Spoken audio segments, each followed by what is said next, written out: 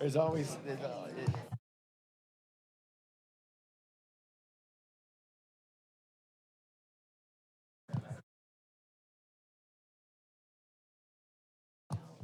Good afternoon, commissioners. Good afternoon, audience.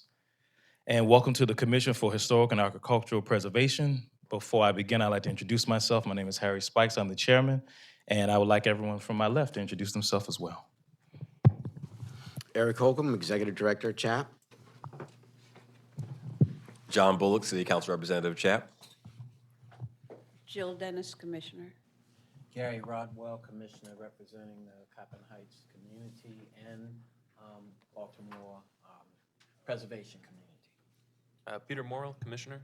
Sarah Langmead, Commissioner. Catherine Good, Commissioner. Tamara Woods, Commissioner representing DHCD. Capel Dan, Commissioner. Ann Powell, Commissioner representing Greater Baltimore Committee. Nicole Battle, Commissioner representing Nonprofit Affordable Housing.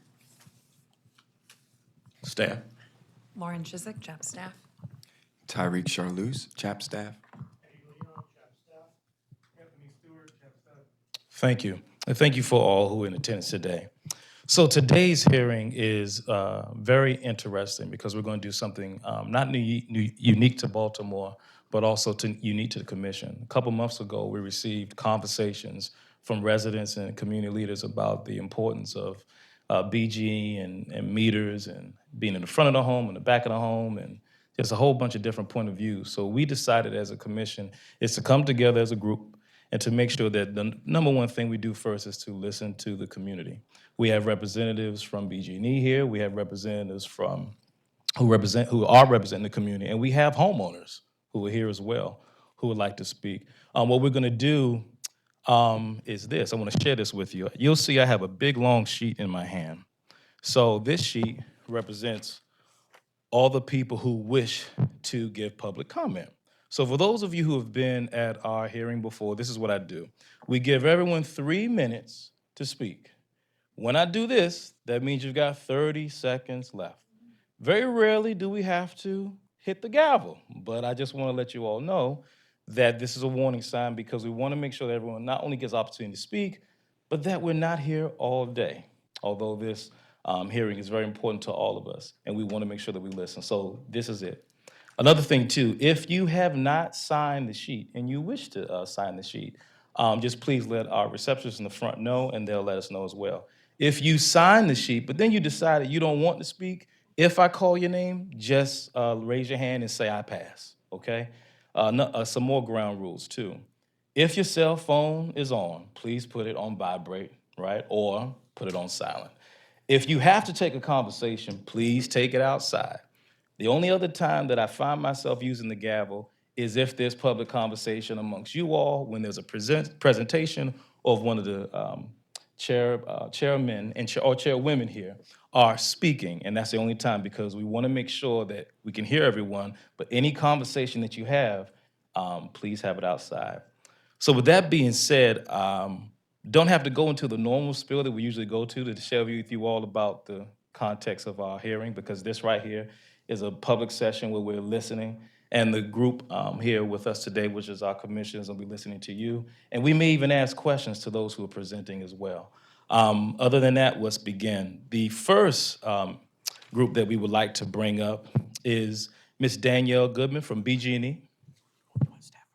Oh, hold on one second. Daniel, please forgive me. We got to do the staff report first, and then we'll go right ahead, and I'll have you come back up. Thanks.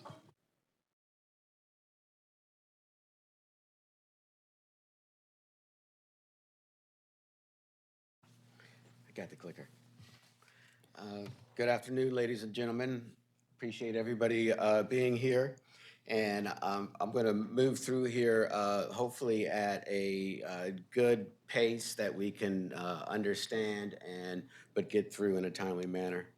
So the request, of course, is just the BG exterior gas regulators installation. This really affects multiple, if not all, our historic districts, and we're here to develop a policy on the exterior gas regulator installations and also to provide a report to City Council on their City Council ordinance that was passed yesterday. So I want to try to get to the issue here.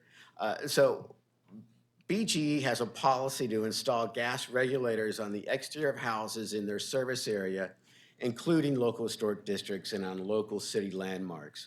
And that is because BGE is modernizing the gas system by replacing the low-pressure gas infrastructure with a higher pressure gas system that BGE asserts will provide more reliable and resilient natural gas service to residents. And BGE's goal is to provide customers with natural gas in the safest and most reliable manner possible. And also to say that their plan has been approved by the Maryland Public Service Commission.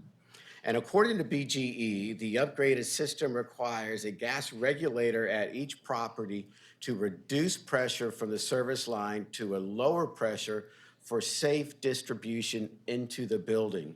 And according to BGE, these gas regulators must be placed outdoors in order to provide the safest gas service possible to our customers by ensuring gas does not enter a building at a higher pressure. So moving forward, the relevancy of this matter to CHAP, of course, is the installation of exterior gas regulators detracts from the historic character of a historic district and also involves boring holes into historic fabrics such as brick, marble, or limestone. So the interior installation, however, is allowed by the Pipeline and Hazardous Materials Safety Administration regulations and Maryland state law. In addition, the exterior installation of gas regulators can be damaged by vehicles or vandalism. The interior installation of gas regulators that are vented to the outside is legal and safe, according to PIMSA and BGE. However, it is safer to install exterior regulators in order to prevent a catastrophic event, according to BGE. So the background, of course, all this is really goes back to the 2021 Flower Branch Act that took effect on October 1st, 2021. There was an apartment building in Montgomery County that exploded, killed multiple people and harmed many others. And so this Flower Branch Act, that was a state act, was sort of a response to that. And this bill requires an exterior gas regulator for newly installed gas service and for multifamily structures. And that's defined as residential properties with 6 or more dwelling units. This bill also outlines a process for gas companies to get approval from the Public Service Commission for a gas service regulator relocation plan. And that was approved by PSC. This bill was signed by the governor in May of 2021 and took effect on October 1st, 2021. So the background, and there are very different sort of variables and moving parts to this, but just really quickly to know that there is a class action lawsuit in circuit court for Baltimore City, Stephen H. Topping and plaintiffs versus BGE as the defendant.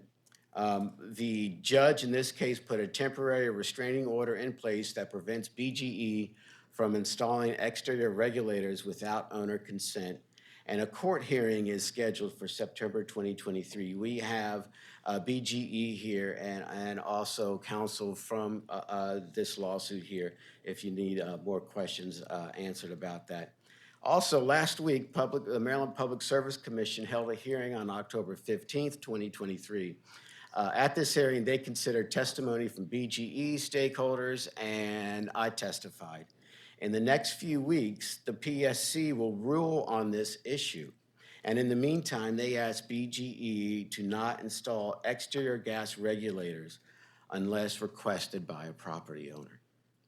And then yesterday, the City Council introduced Ordinance 23-0421, and I'm just going to read this verbatim, so see if we can follow on this.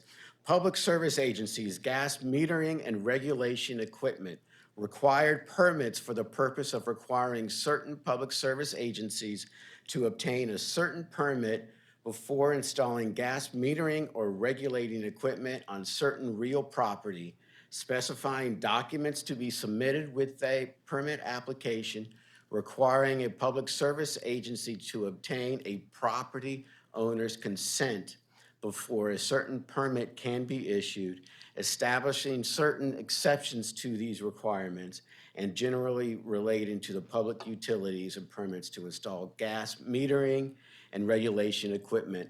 I think that we could probably sum this up saying that this prohibits the installation of exterior regulators on properties that have less than 6 or more residential units without the homeowner consent. And I'm sort of looking at the council to make sure I got that right. And also the background, that this goes into the background of what CHAP has done and what our previous actions were and why we're doing, why we did that and why we are looking at this today. So on October 27th, 2021, CHAP issued an ATP for the interior installation of gas regulators with venting to the outside for properties in Bolton Hill. That's really important. That's what is considered safe. And in the fall of 2021, BGE changed its policy regarding interior installations of gas regulators due to the Flower Branch Act taking effect on October 1st, 2021. And because of the timing of the Bolton Hill installation, they continued with their interior installation prior to the policy change going into effect. So I just wanted to make sure that that's because there's lots of talk about Bolton Hill and things like that, but that is sort of what I have surmised from our evidence. And we do have BGE here that could probably clarify anything if you have questions. So on the background, after that, and after the policy change, so we had a hearing on March 8th, 2022, where CHAP held that informational hearing. And the following observations from this hearing: there was a distinction made between a regulator and a meter installation on the exterior of houses. And we spoke at length about the regulators on the outside, but required meters to be installed on the outside. And the commission was pretty much in agreement at that time that it seems prudent to have the regulators on the outside. The other thing is with exterior installations as a requirement has been a recent shift in BGE's policy based on the Flower Branch Act. And the other thing that was really interesting is because of the plan that was approved by PSC for BGE to install interior regulators at this time, they would need to get a approval basically from the Public Service Commission to do that. And BGE will base their exemption requests on technical, engineering, and construction factors. So also, which is really interesting too, is after CHAP's informational hearing, I sent an email to the Public Service Commission and asked, can you verify their, meaning BGE's, safety concern? In other words, would we be requiring an unsafe installation if we made BGE install regulators on the outside? And they pretty much answered that the utility meter relocation plan and protection programs are important for compliance with federal and state law. And CHAP staff after that approved some exterior installations of gas regulators under the assumption that exterior installations are done because of safety concerns. Now, that sort of, one of the reasons we're looking at it now is, of course, we heard incredible opposition from the neighborhoods, our constituents, from other folks out here. So that's why we're here today. You guys asked to address this, I think, back in June. We had an informational hearing in July, and then we planned for this hearing. So also the other background, this is kind of important. We got a memo from the law department which determined that CHAP staff and CHAP has the authority to approve or disapprove these installations based on Article 6, Section 8-1 of the Baltimore City Code, But with certain exceptions. They talked about the Flower Branch Act, and that's where we get the same thing. A home that is getting new gas service, the law requires exterior location. If there is gas service for a property with 6 or more housing units, that's on the exterior.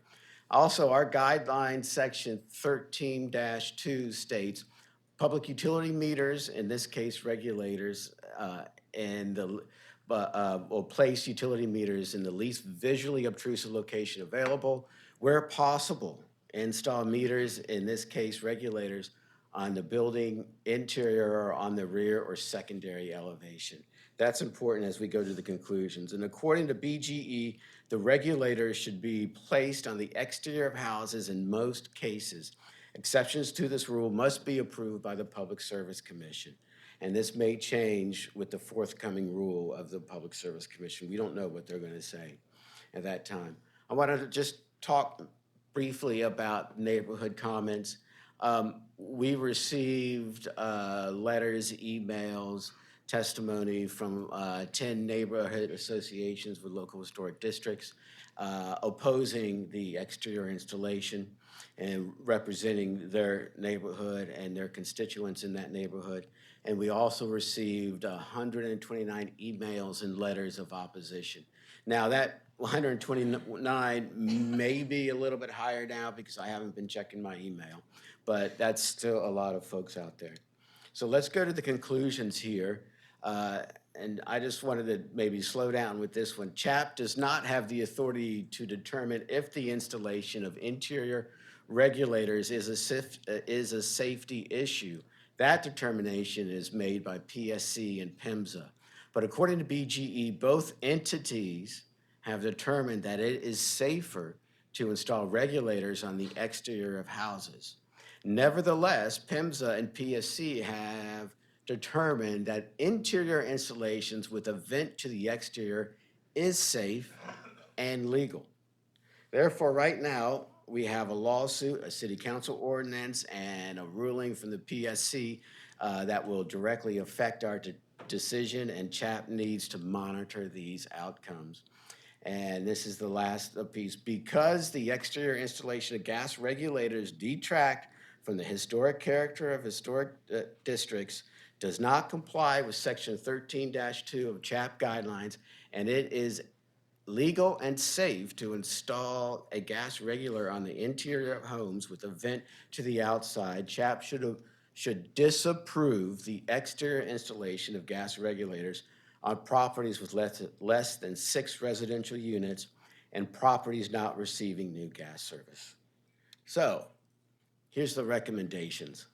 The first recommendation is that CHAP should disapprove the exterior gas regulator installations. We just gave the reason why. The second thing I want to make sure that we do is that we this body, staff recommends that this body support City Council Bill 23-0421. I want to make sure, I want to get a report to them as quickly as possible. And 3, CHAP should monitor any lawsuit, PSC ruling, and City Council bill regarding this matter. When these efforts are concluded, CHAP should hold a briefing to determine if any next steps or revisions to our policy is needed. There's lots of moving pieces here. So once we understand where they're going and what the conclusions of those lawsuits and City Council ordinance are completed, then we could come back and just reevaluate to make sure we did the right thing.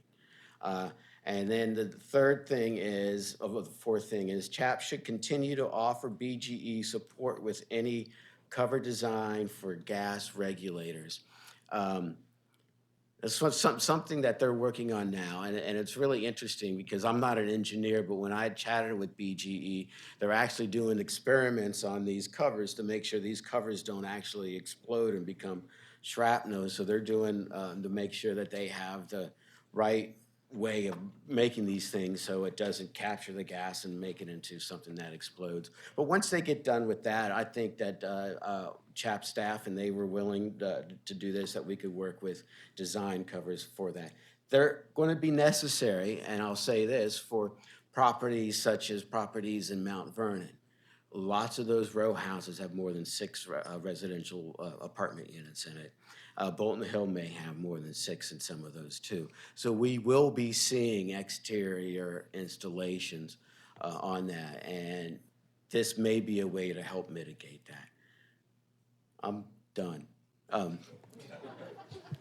Eric, first of all, thank you, sir. Yeah. Commissioners, do you have any questions for Eric? Yes, Catherine. My question is, I don't see any kind of distinction in where the installations need to occur, so the 6 units or more. Any distinction between putting it on whatever elevation? Should we include any recommendation about where they do get installed, if they have to be installed? Or would it just kind of kick over to our architectural guidelines at that point? It would be kicked over to our architectural guidelines, our preservation guidelines. Nevertheless, there are technical and engineering parameters that BGE must work within. And so a lot of times of them being placed on the rear of a property is really not feasible because they can't hook it up to the main line, which is probably under the front street at that time. But maybe they could talk a little bit more about, placing these on the front facades or secondary facades.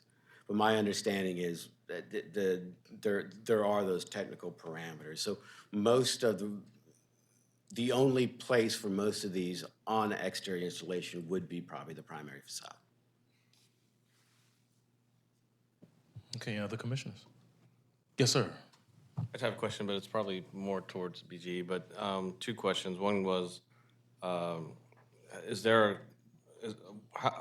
threshold established for the 6-unit threshold in terms of? Flower Branch Act. The Flower Branch Act, okay. And then the second one was, do we have a number of how many they've already installed as of late of the ones that are below 6 units currently, like maybe in the last few years? I mean, I think that same question was asked at the PSC Commission, and I can't remember what the answer was. But BGE's here, I bet they have it. Okay, any other commissioners? All right, Eric, thank you, sir. Thank you. So at this time, now we will ask if Ms. Danielle Goodman and her team will come up from BGE.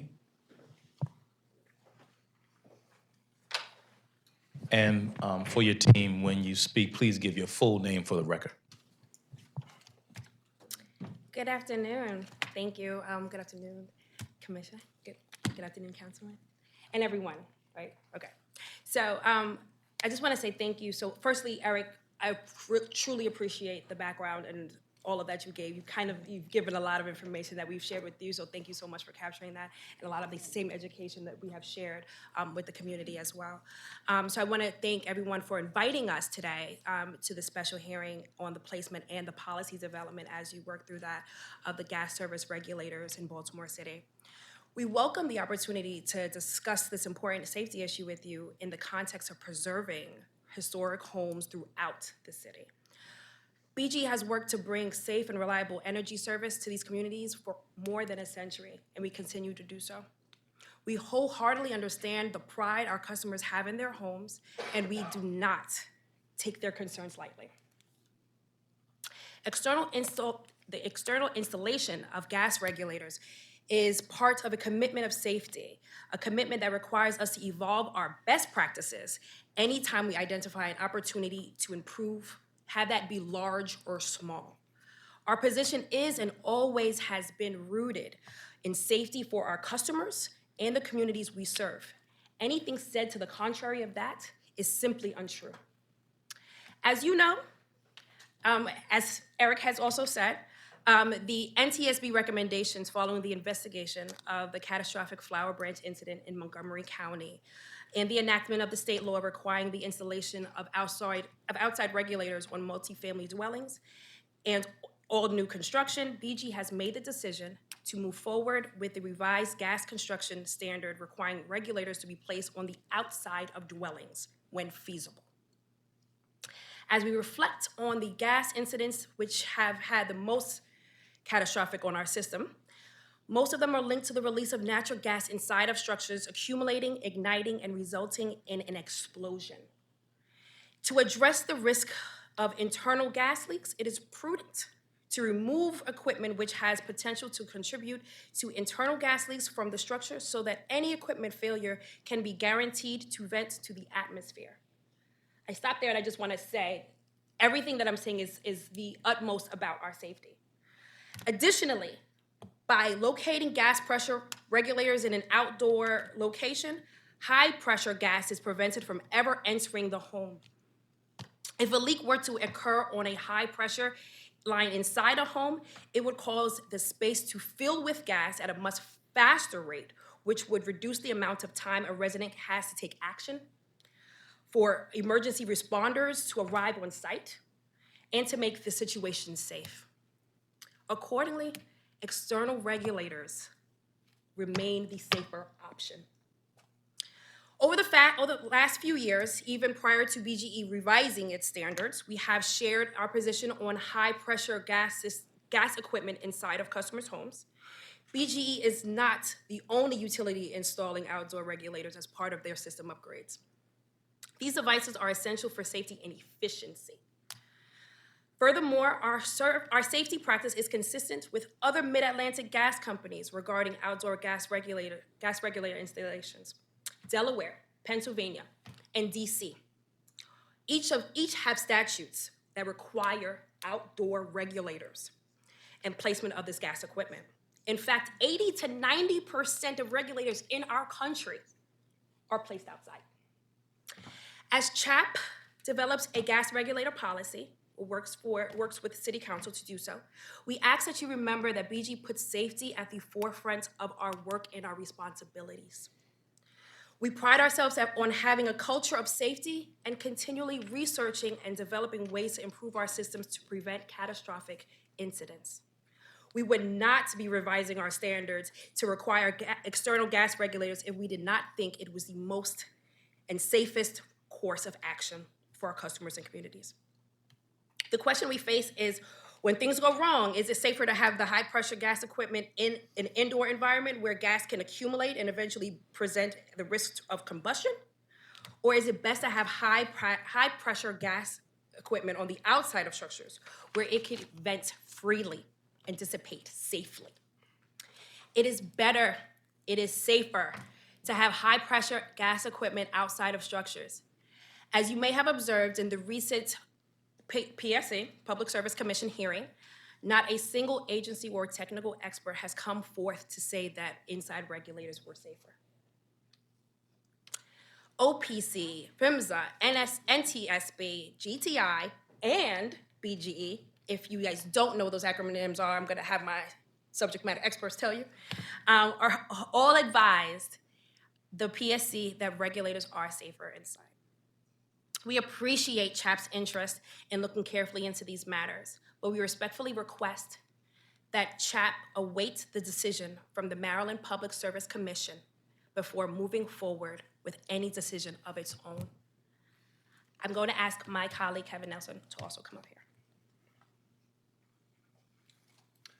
Thank you, Danielle. Kevin Nelson on behalf of Baltimore Gas and Electric. Mr. Chairman, Commissioners, good afternoon. You're going to likely hear some additional technical information, and I wanted to come up and kind of contextualize for that for this commission. The first is there's a lot of discussion about PHMSA data on gas incidents. It's important as you understand that data, it's exclusively gas incidents. Doesn't imply or determine causality. It also doesn't tell you all of the incidents that don't get reported. So it's only incidents where something bad happened and it had to be reported to PHMSA. Second, statements have been made about percents of incidents happening because of outside or correlated to outside equipment. Well, as Danielle said, and you go around nationally, it's not interesting that that is correlated because the vast majority of the equipment nationally is outside. Finally, any analysis that doesn't highlight and include the 7 fatalities in Silver Spring and the explosion in Columbia, both here in Maryland, both which resulted from damaged or failed inside equipment, is at best incomplete. And Mr. Chairman, may I be permitted to speak as a private citizen while I'm here? By all means. So I'll also add, and this is Kevin Nelson's position, not BGE's position. I am a resident. I live in a CHAP district. I live in a CHAP house. I went through the renovation process several years ago. My family lives there today. I also have experience in emergency response on the gas system, and there's something that doesn't get talked about a lot here, and it's that little valve outside that's next to the regulator. My experience is that during a fire and emergency, it's much faster to disconnect and to terminate the flow of gas that feeds the fire from that above ground valve.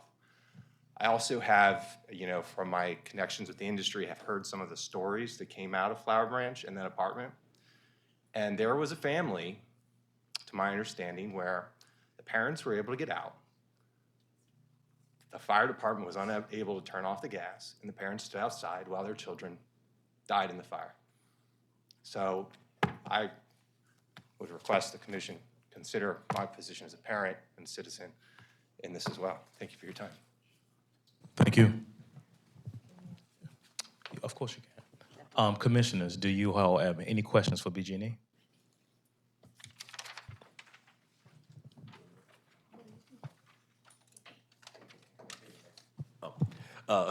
I do have one question. This came up from another commissioner as well as we were talking. So we did hear the position, if you will, that the regulator can be on the outside, or it could be on the inside, but it could be vented. So can you talk about how much safer the difference would be inside versus outside, and then also any challenges with the venting from the inside to the outside? Because I hear your point about safety. Can you talk about that? Challenges, please.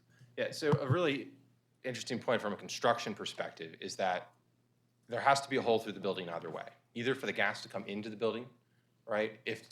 Let's back up. So suppose the regulator is outside. That would require then a hole in the building for the flow of gas to go in. Suppose the regulator is on the inside, the gas coming in underground. There would still have to be another hole for the vent line to come out. The nature of a vent line is it has to be able to flow at least as much gas as the service can provide. So in the event of a full failure, the entirety of that gas can escape to the atmosphere. So it's actually the case that when drilling a vent line, it is at least as big and sometimes bigger, or sometimes it requires multiple wall penetrations in order to install it safely. Did that make sense? That's helpful. I think others may have follow-ups, but that's helpful. And Sean, you may have more comments on introduction. Yeah, Sean Gorman with BGE. So when it comes to the safety of inside versus outside, it kind of comes down to what is the likelihood of something failing? And while it is rare, with the number of services that we see, even small fractions of a percent that could fail will still occur and will still happen. So we need to take that into consideration. When a regulator fails in such a way that it utilizes that vent, if it's outside, we can guarantee that that is going to vent outside. If it's inside, there should be a vent line connected to it. It's legally required that a vent line be connected to it. However, we have seen cases where people have done things that don't necessarily align with the requirements of that equipment. So we have seen where customers have built enclosures around normally outside regulators that now do not have a vent line to go outside. We have seen people take the vent lines and uninstall them. We have seen damage to those vent lines. So if that situation were to occur and then simultaneously the regulator fail, that regulator would vent inside the house and pose an issue with the potential combustion and explosion of that house. While it is rare for those two things to align, we can eliminate it if it is located outside.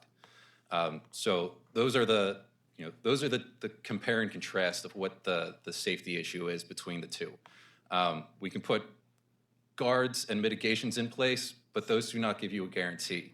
The outside venting of gas from an outside regulator does guarantee that that vent line will not expel gas inside the house.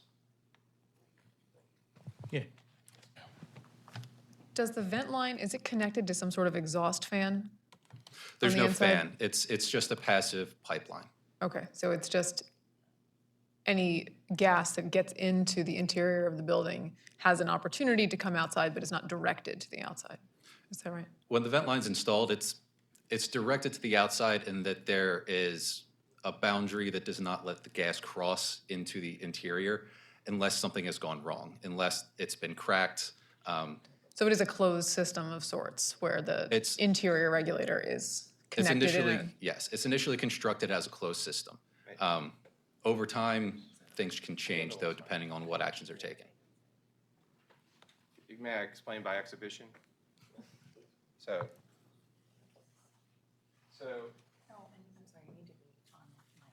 Okay. You can take it with you. Oh, very good. Okay, thank you very much. So the equipment would be identical if it's inside, except that there's a port right here, Sean, do I have the right spot? And, yep, that's the bottom side of that. And there would be a piece of pipe that physically connects to that and comes out through the wall. So this is all inside of a closed system. It's not venting the atmosphere inside the house. It's venting if the equipment inside that little disc fails in a certain manner. Does that help clarify? Yes, it Operation? does. Thank you. All right, very good.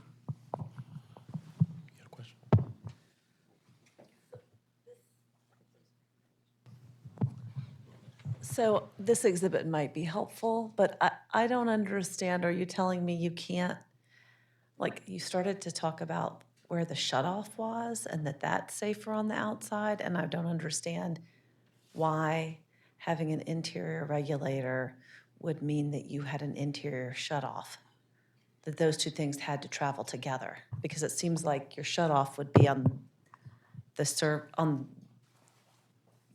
exterior of the That's not regulator. an absolute logical requirement, you're correct.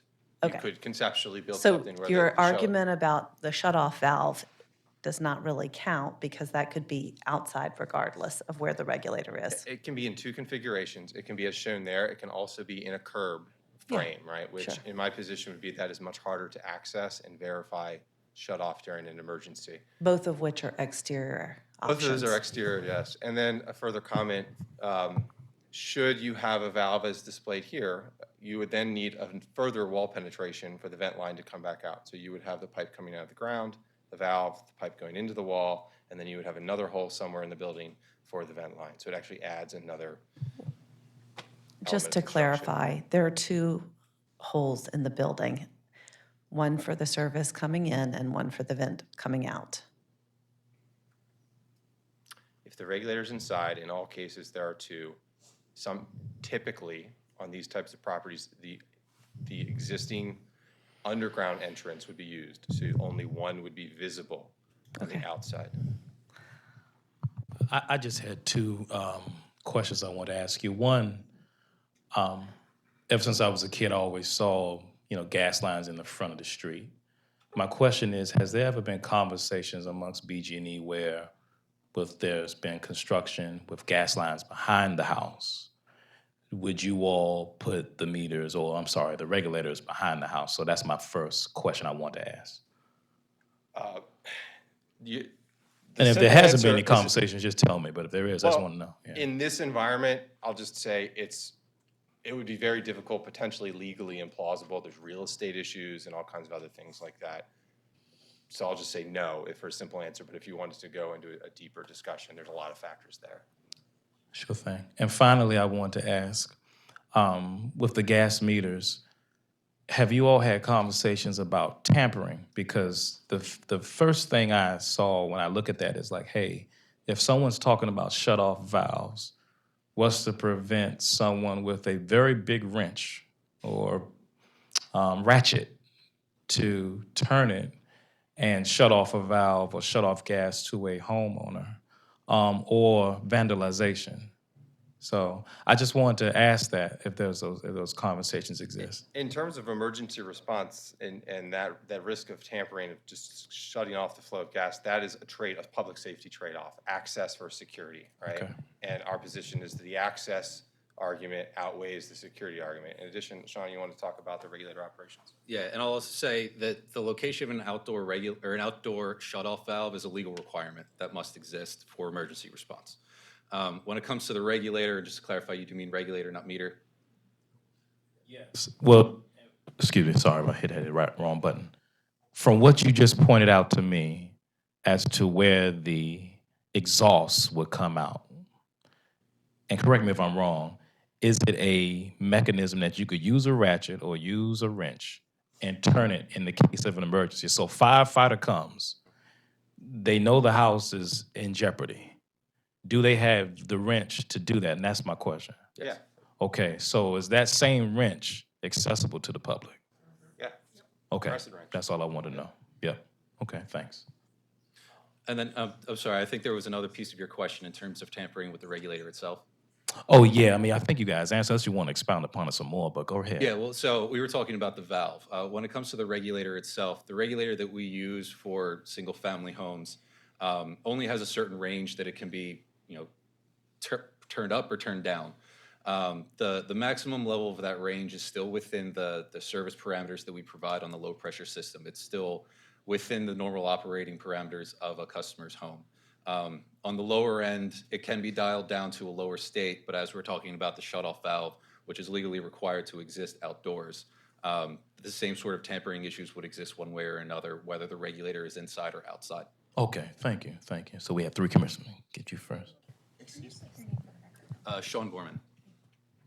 Okay, I have a question. I wanted to clarify something that Executive Director Eric Holcomb stated during his staff report about the potential for explosion of the regulators and them becoming shrapnel. You mentioned that there was a study underway or you are actively testing. So can you, I know he's not the expert, so you all as experts, can you expound upon that and under what conditions might that occur? Yeah, so that comment was around the covers that we're evaluating to provide, sort of a better aesthetic. So the concern there is the same concern as if the regulator was inside the house. When you put an enclosure around a piece of gas equipment, if a leak occurs within that enclosure, the gas concentration can build, and then if there's a source of ignition, it can explode.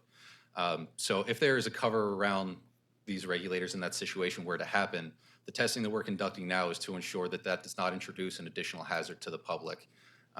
So we need to understand how those would behave under the worst case scenarios. And so that's the study that we're conducting at the moment. Okay, and for the covers or the types of covers that you are testing right now, is this something that you would automatically install at the same time that you install the regulator, or is it an add-on that would come on later? Like, what's your thinking around the covers? I'm not sure. I mean, I'm looking at it from the technical perspective, so the administrative, I'm not certain about. I don't know if anyone else has any more insight into that. I think our base case would be that it's something that we would identify as acceptable, and then the customer could acquire that. There's different rate-making issues behind that we haven't fully contemplated, and I think that's something we'll examine more diligently after the commission makes a ruling on this. Okay, thank you. Okay, so actually, can you go to the photo you just had up, Tyree, please? Thank you. Okay.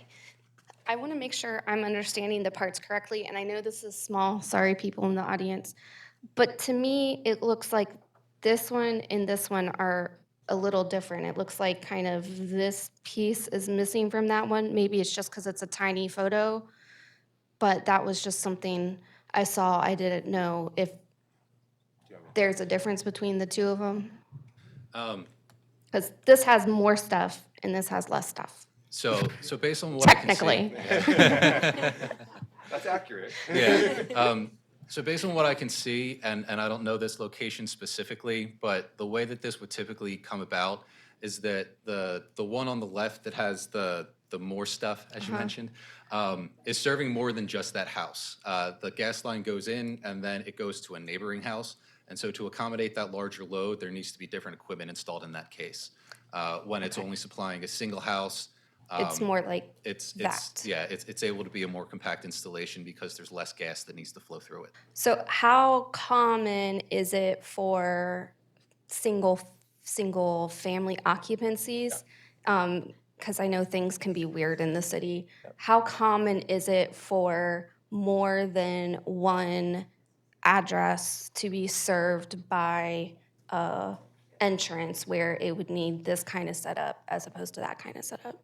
It tends to be neighborhood specific, so it tends to be where that setup exists. It's common in that neighborhood, but on the basis of the entire city, it's maybe 20% of the the services that are in question for these upgrade projects.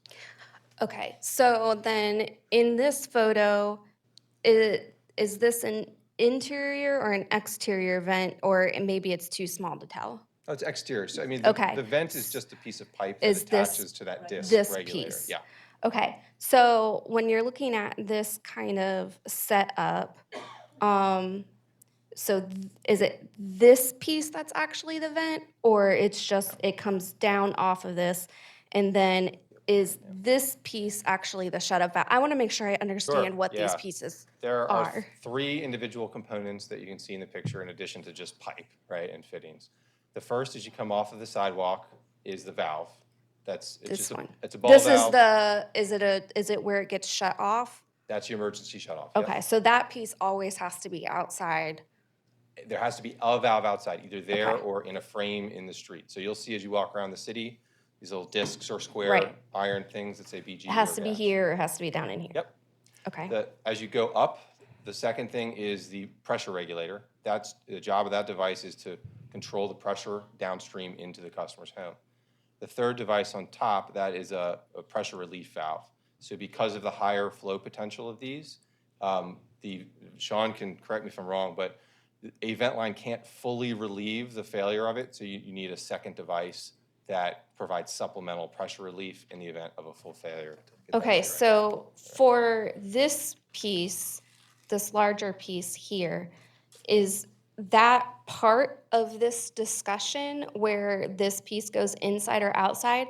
Or are we literally only talking about this piece right here? I would suppose most parties would agree, we're talking about both of these devices.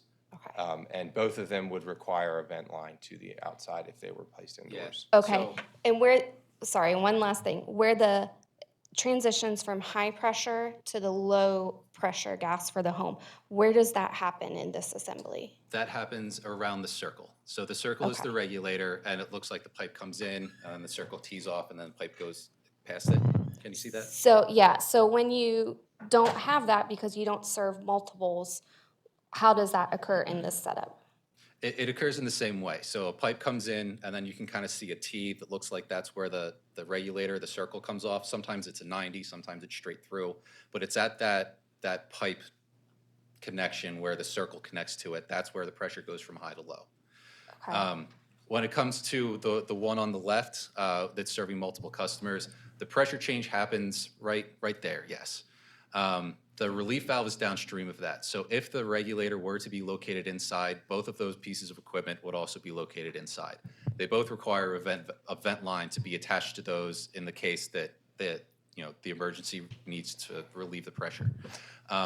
It is possible to combine those 2 lines into a single line, but when that happens, the diameter needs to get larger.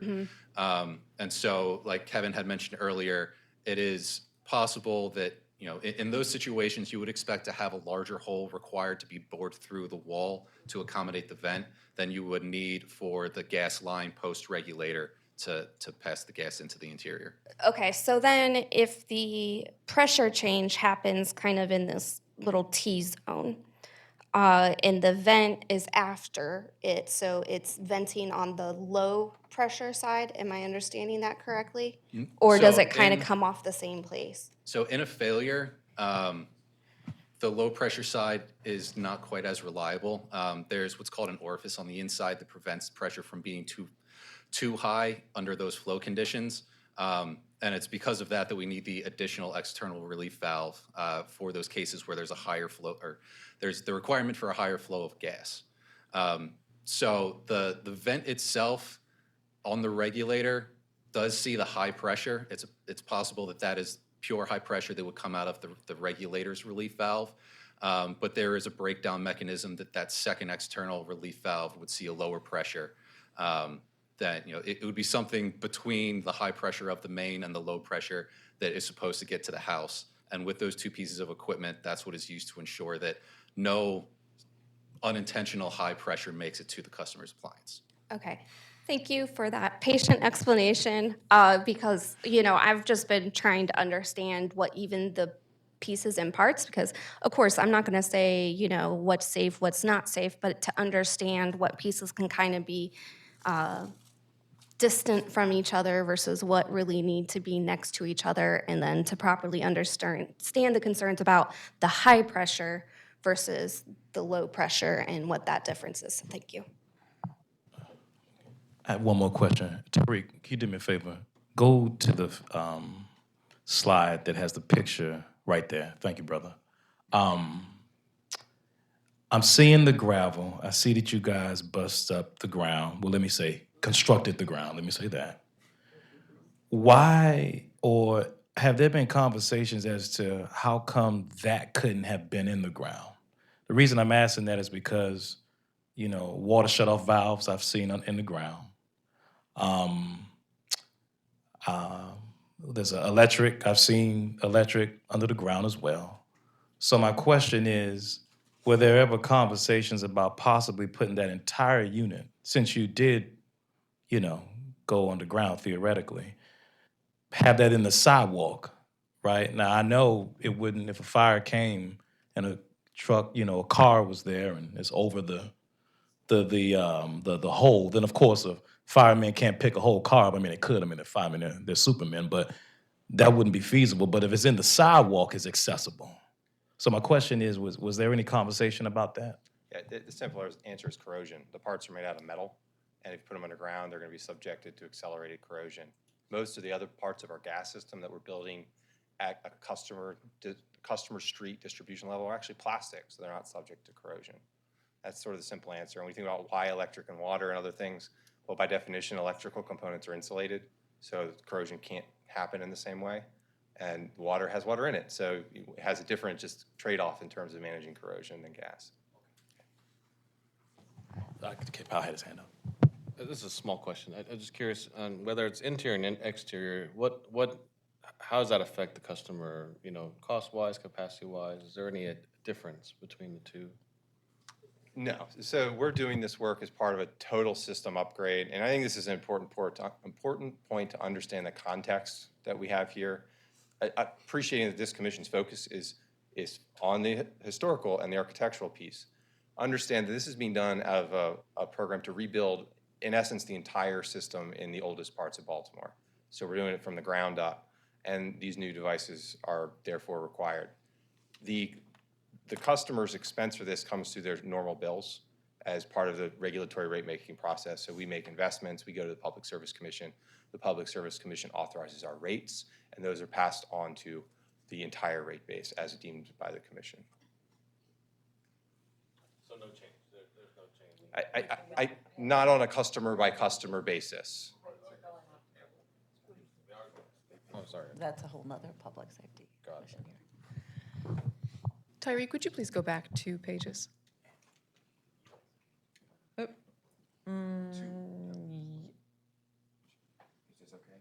That's not the picture that I was going for. Maybe I was wrong. I'm gonna go forward. Maybe I'm looking, this is that's the picture, thank you. This installation creates a penetration in the wall right above the sidewalk level. And I'm wondering what's protecting this house from water infiltration, from snow accumulation and rainwater accumulation directly at the base of the building? Yeah, so I'm not going to attest without having gone and examined this one personally, but in general, what will happen is after they drill through there, they'll use hydraulic cement to fill the annular space around a piece of PVC, that's the wall penetration, and then the annular space between the PVC and the gas carrying pipe would get filled with silicone. Yeah, I mean, that can hold up for a little while, but it is yet another maintenance item. I mean, I'm an architect and I work with existing buildings that have water infiltration problems all the time, and I do have concerns about putting a hole right there at the ground level. So it will eventually fail, the sealant and the grout.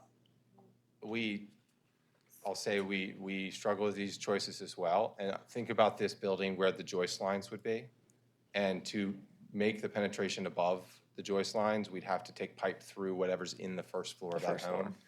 And so yeah, I appreciate that it's a difficult decision. Yeah, I think that, as the chairman was saying, it feels like there's some design challenges here that could be greatly improved with a sort of more considered design about what it is that has to come above ground and what could potentially be in the ground. So that's just a comment. Thank you. What happens when there's a when it's 2 to 5, or I'm sorry, when it's above 6 units? Is it only 6 and above? Is it only one regulator per building? And then the service splits off to the meters inside the building? So generally, in those cases, and it can vary, but generally, there'll be a meter room in the building where all the meters for the different units would be. And our regulator would have to be on the outside, supply low-pressure gas into that meter room. And then after the meter, it's the customer's pipe, and it gets dispersed however they do. Typically one per building. Correct. Okay. And I think, and Eric has correctly captured this, but just to remind this commission that the law in the state of Maryland is anytime it's a new service, the regulator has to go outside, and anytime it's a multifamily unit, the regulator has to go outside. The other question is, I just wish, could each of you tell us what you do at BGE? Yeah, sure. My name's Kevin Nelson. I'm the senior manager for gas projects. So that basically means that I oversee the project managers and construction efforts that we're talking about here today. I'm Danielle Gooden. I am the Government and External Affairs Manager for BGE. Baltimore City is my territory. And my name's Sean Gorman. I'm the manager of our Smart Metering and Technology Group. We own the standards which dictate the construction design for the various installation styles. Peter, you had a question? Yeah, Danielle, I think you mentioned that the state of Pennsylvania had required the external regulators. I was under the impression that Philadelphia had prohibited external regulators in their historic districts. Can you speak to that? So, yes, I have seen, mind you, I haven't seen the legislation for Philadelphia, but I have read multiple cases because I can recall that there are a couple of people probably here as well who used the Philadelphia as an example. So while I did state that Pennsylvania, I will say that I'm not sure if it's the whole entirety of Pennsylvania, but I will say that it is the state. Sean, can you, Thank you. can you speak to the law, Sean, and then I'll speak to the system operation. Sure. So the law is actually more concerned about meters than regulators. It requires the meters to be located on the outdoors, except in the historic district. When it comes to the regulator placement, the law does not speak to the regulators being allowed on the inside. The provider, Philadelphia Gas Works, does have a requirement to put the regulators on the outside of structures there, though it is not required by their law. But they do still have a policy that aims to get the regulators on the outside. Again, there are lots of different scenarios, so that there can be exceptions to the rule in that case. But the gas utility in Philadelphia does also strive to get the regulators outside whenever possible. And I think there's also an operational design distinction between Philadelphia, and I don't know this, I'd have to check, but it's my understanding from colleagues. So whereas BGE has made a conscious strategic decision to phase out the operation of its low pressure system, which means we need a higher pressure, which means we need a regulator. I believe the city of Philadelphia has not taken that strategy. They're using the old system. And I also think New York City and Con Edison is doing something similar. Quick follow-up on that point. Could you speak to what the benefits of the high-pressure delivery system is over the low pressure that we've been using? Sure. There's probably, I could go on for a while, but let me try to hit the big points. The first is that, by definition, low pressure operates below the pressure of a water column. We actually measure it using a U gauge, which is just literally water in a pipe, and the pressure of the gas pushes the gauge up, and we measure how many inches it moves that water. Well, what that means is when the ground is saturated with water and there's a leak inside the pipe, it can work the other way, and the water can push into the pipe. This can happen through groundwater. For those who live in Fells Point, this happened last summer there when a water main break undermined our gas pipe, and then of course the gas pushing isn't strong enough to keep the water out. The water filled the pipeline, and it took us the better part of a week to get everybody back in service. So that's one operational point. The second is that at the higher pressures, we can supply the flow and pressure for modern appliances. So an on-demand hot water heater, for example, which is a lot more efficient, would struggle to work correctly, especially in the winter, on BGE's low pressure system. So with medium or high pressure, we'll just say generally regulated pressure systems, meaning pressure systems that require a regulator, the pressure at the customer's pipe year-round is almost exactly the same, 7.5 inches of water column day in, day out. Whereas if you're on the low pressure system in the dead of winter, it might be 3.5. In the summer, it might be 8.5. So just much more consistent operation for those appliances. That has some other benefits for the appliances. And then the last one is, no matter what system we're operating, somewhere upstream, there's another much bigger regulator that we use to control the flow of gas from either our transmission system, an interstate transmission system, the supply of gas. And that we're talking something like 200 to 1,000 PSI, and we regulate it down. It can happen that those bigger regulators can fail. When that happens on a system that we're designing here today, that little device there will catch any excess pressure and prevent it from going into the house. We can talk about safety factors and stuff, but that's the base principle. If that happens on a system without those pressure regulators, whatever pressure comes from that failed upstream device is going to go into your stove, into your furnace, into your hot water heater.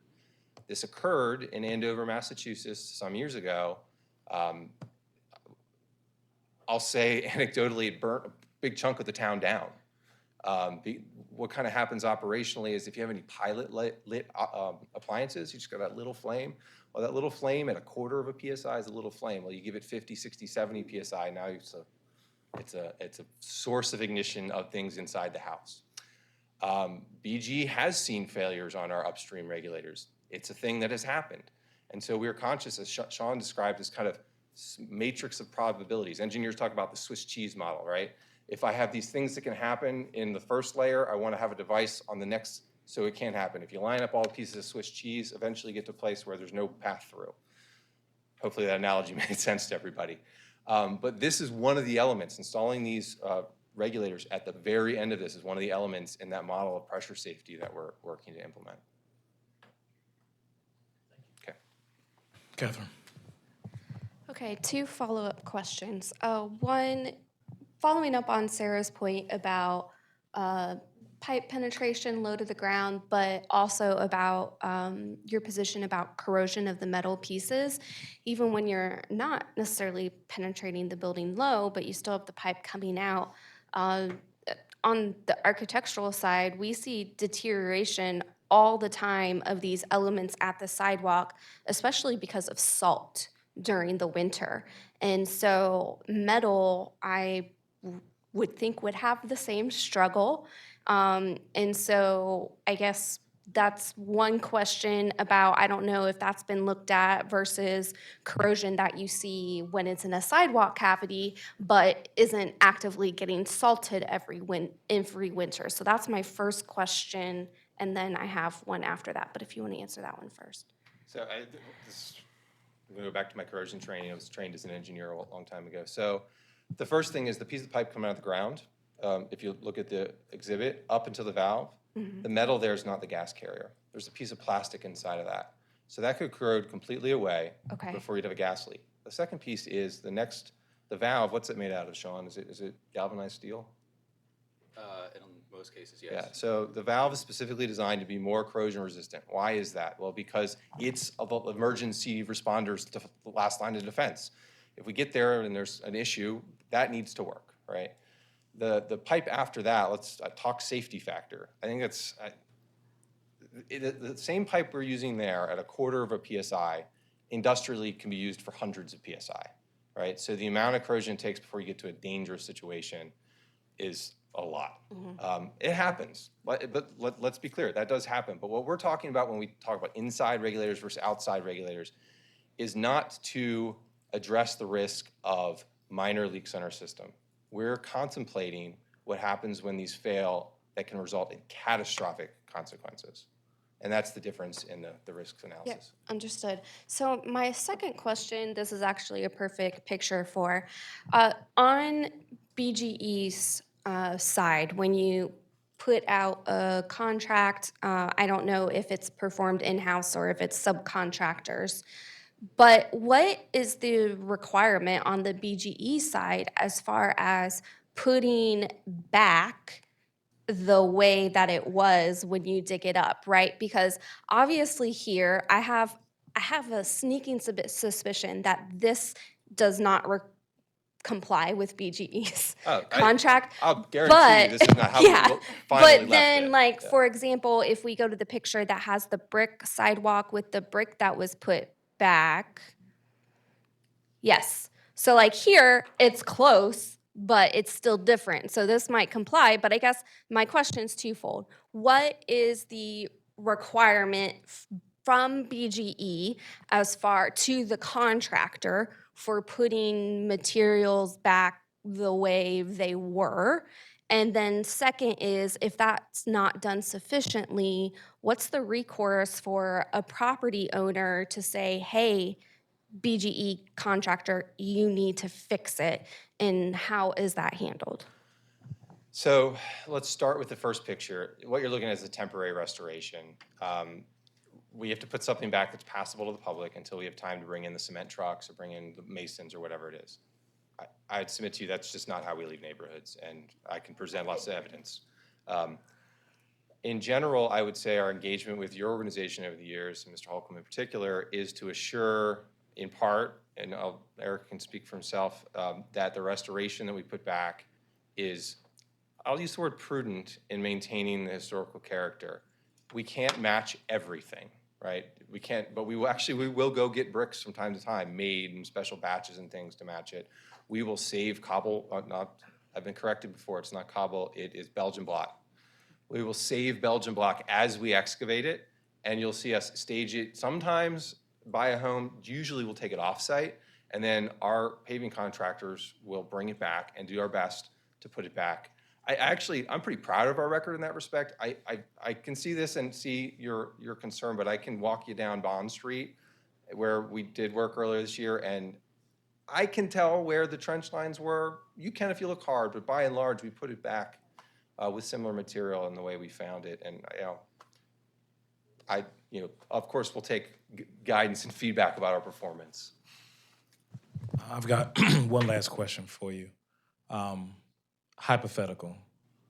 Someone has a meter like that at their house. They decide one day to go all electric. Mm-hmm. So my question is, what do you and your team at BGE do to accommodate a home that has that regulator in the front, but has decided to no longer use gas, but to go full electric? Yep. What do you all do? They could put in a service application. We would send a crew out there. We disconnect the main and the street. We would remove the regulator and bollard, and we would repave everything. If I can just to your point. Wait, were you coming at me? No, I was going to ask because that piece of the question about what the customer recourse is. That okay. Didn't get answered. So okay, you can answer that. I just wanted to reiterate about the withholding of the bricks, right? So Kevin definitely made mention, and of course he also went into the fact that we will go out and look for the bricks. Sometimes that's very costly, especially because sometimes they're really old, but we will do it. We'll try to find them as best as we can. You may see homes as you're walking in, you'll see like a pile of bricks next to a cold patch. That is because we are indeed holding their bricks for them. Sometimes customers and residents choose to keep it on site because they want to know that it's correct and is going back to their homes. And then our paving team is really amazing. I must say, I know that sometimes kind of you'll see some cracks and things in the street, but they work really hard to match. We've spoken to Eric and people, and definitely the workers of CHAP, to try to make sure that we get that aggregate in there. What you'll see here on the top, you can also see the color change. It's also because of age. But there's that. Recourse, you want to touch recourse? Yeah, we can't change the chemistry of cement, unfortunately. Recourse, so this is where it gets interesting. This is actually public, in most cases that we're talking about here today, this is actually public property. So if it was inadequately done, it'd be the domain of the Department of Transportation to determine that. I see you. Wait, yeah. I see you. Okay, so then it does come back to us, right? There are times where DOT will reach out and say, hey, this is absolutely wrong. Half the time, Eric will probably reach out and say, hey, this is wrong. And when that happens, we do indeed go back out to check to make sure that we did what we were meant to do, and as well as our contractors. So to your question, is especially sometimes where it's not our staff who's doing it, and we have our contractors of choice. We do speak with them, and if they have done it erroneously or wrong, then we will try our best to rectify it. I mean, I do think there could maybe be a better system set up for that, because at the same time, property owners have, responsibility to maintain their sidewalks. So, maybe part of it is public property or public domain, but we still have a responsibility to maintain our sidewalks. And so, if there's a big crack or, something like that, we still have to fix it. So by that point of view, trying to go through DOT complicates that. So that's more a comment, I guess. I didn't mean to imply that we wouldn't be receptive to the customer's engagement or CHAP's engagement on the proper way to do this. I was just kind of identifying what's the legal construct there. And then I'll say in general terms, we're looking at a unique street in this picture. I could pull a number out of the air. 95% of streets are just concrete, of sidewalks, are concrete. So most of the time, we're leaving that, is that not correct? Not in historic. Okay, well, in my neighborhood, they are. So when we do this 99% of the time, we're actually gonna leave that sidewalk in better condition, because we are going to re-pour any square that we disturb. So we cut 2 inches of it, we're gonna do the whole thing. So I guess I'm saying I hope in most cases it's easier to maintain once we're done. Nicole? Yeah, I just have one question. Can we go back to the other picture? How come that regulator is not tied to the building, but yet the other ones are? Yeah, so there's no foundation wall there, so there was nothing for us to attach it to. You can't tell that from the picture. And so the piping is actually secured to that bollard there as a structural element, and then then the pipe actually enters under the house. It's a pretty unique and problematic circumstance that we had to work through. And occasionally we would run into these challenges. For what reasons would a bollard be installed? Oh, in this case, it's there as a securing element for the pipes. So it's basically a concrete anchor underground, so that the pipes can't shift back and forth and be compromised. The other reason is to prevent vehicular damage in cases where we would assess that is a specific threat. I wouldn't assess that in this case. This case, it's there as a structural element. Okay with that. Oh, go right ahead. One last question, and I know this is kind of hot off the press for us, but it was mentioned that there was legislation introduced yesterday from the city side. What has been your involvement and/or discussions with preparation or moving forward with that? Thank you for that. So yes, there was legislation that was just introduced yesterday. We have been in conversation with the Councilman Costello, who is the lead, as well as a few of the sponsors for that bill. I've discussed with the council that if there are opportunities to sit and furthermore walk through that document and just giving our input, I think that what we've asked is that we do a collaborative approach. As we stated here, we stated many times, that this also is our community. I live here in a historical district, so does Kevin. I'm not sure where Sean lives, but if we were to collaborate on said document, it can be a 50-50 win-win, just for the betterment of the service as well as the community. So we have been in discussions. So, as you guys are putting together your recommendations for your policy recommendations, I just ask that you wait for the PSC, because even with our conversations with the council, that's exactly what we're understanding. Possibly some of them are also leaning towards. Thank you, BGE. Appreciate you all. Thanks, Chairman. Oh, you have one more question? Hold on one second. Question, and I think it would be for you, and I apologize, I've got your name. Is there any room for change in design? Something that's smaller, something that would be much more aesthetically pleasing, or something that would match the character of the communities or the architecture where these are being installed? So my name's Sean Gorman. When it comes to the regulator equipment itself, we're really restricted by what is available from manufacturers. They all have a very similar appearance. Maybe slight differences, but they're all very similar. When it comes to color, it is allowed to change the color via painting to whatever you choose so that it can blend in with the facade that's behind it. Just so long as that vent cover is not painted over, you are able to change that to whatever preference you want in terms of the coloring. And then also too, I know we've mentioned it before, but you can put something in front to sort of screen it that would sort of obscure the appearance of it. We're also working on the enclosures. The concern with the enclosures is really the top. As long as there's nothing over top of the equipment, then that would allow the gas to naturally rise the way that it does. So really anything that is put in front but not over top would be acceptable. But as far as the size of it, there's no room in. As far as the size, we're really dictated by fluid dynamics and how much gas can safely pass through certain sized equipment in order to properly supply the appliances. So it's unfortunately the size has already been minimized as much as possible. Thank you. Thank you again.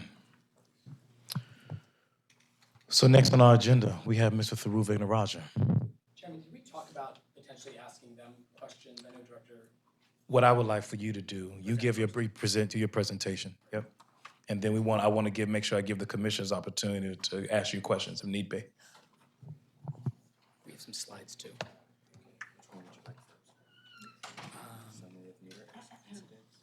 No, just the PowerPoint, but just not yet. Not yet.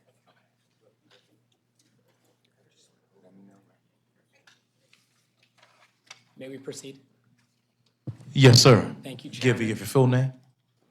Thank you, Chairman. Thank you, Director. Thank you, Councilman. Thank you, members of the Commission.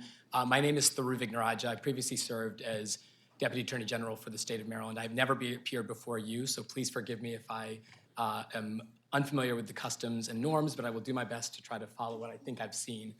I am lead counsel for the litigation in Stephen Topping et al. Versus BGE, a lawsuit that's been filed in the Circuit Court for Baltimore City, specifically with respect to these external regulators. What I wanted to do, if it's all right, because there are a number of items that were mentioned during the BGE presentation that I want to touch upon, but before going down those rabbit holes, what I want to do is provide a little bit of context about how we got here, and then to talk about the importance of customer choice, and then to end with the safety question, which I think is paramount. The context of this is important. Everybody knows that we have low-pressure gas lines underneath Baltimore City, which are decades, in some instances, a century old. They are corroding, they are falling apart, they are crumbling, and there is widespread consensus that something needs to be done to address them. But to be clear, there are no less than 4 options for what we do with respect to these aging pipes. The first option, of course, is to repair them, to maintain them. There are places where we can identify through technology that BGE and other utility companies across the country use to actually come in and fix specific places so that you don't have to replace the pipe altogether. That, unfortunately for BGE, is a cost that they have to bear. Because it is an expense, because it is a maintenance cost, under Maryland law, that is an expense that comes out of BGE's profits. The second option is to replace those pipes with other low-pressure pipes. To replace them with other low-pressure pipes, brand new low-pressure pipes, would be an investment, a capital investment, and under Maryland law, they can pass the cost of capital investments on to ratepayers, either in the form of a surcharge or in the form of a rate increase blessed by the Public Service Commission. The third option, the option that brings us here today, is the option of replacing them with high-pressure pipelines. And you heard some of the reasons why they're doing that. But they are essentially putting in place brand new pipeline, brand new high pressure pipeline at our expense that will last 100 years or more.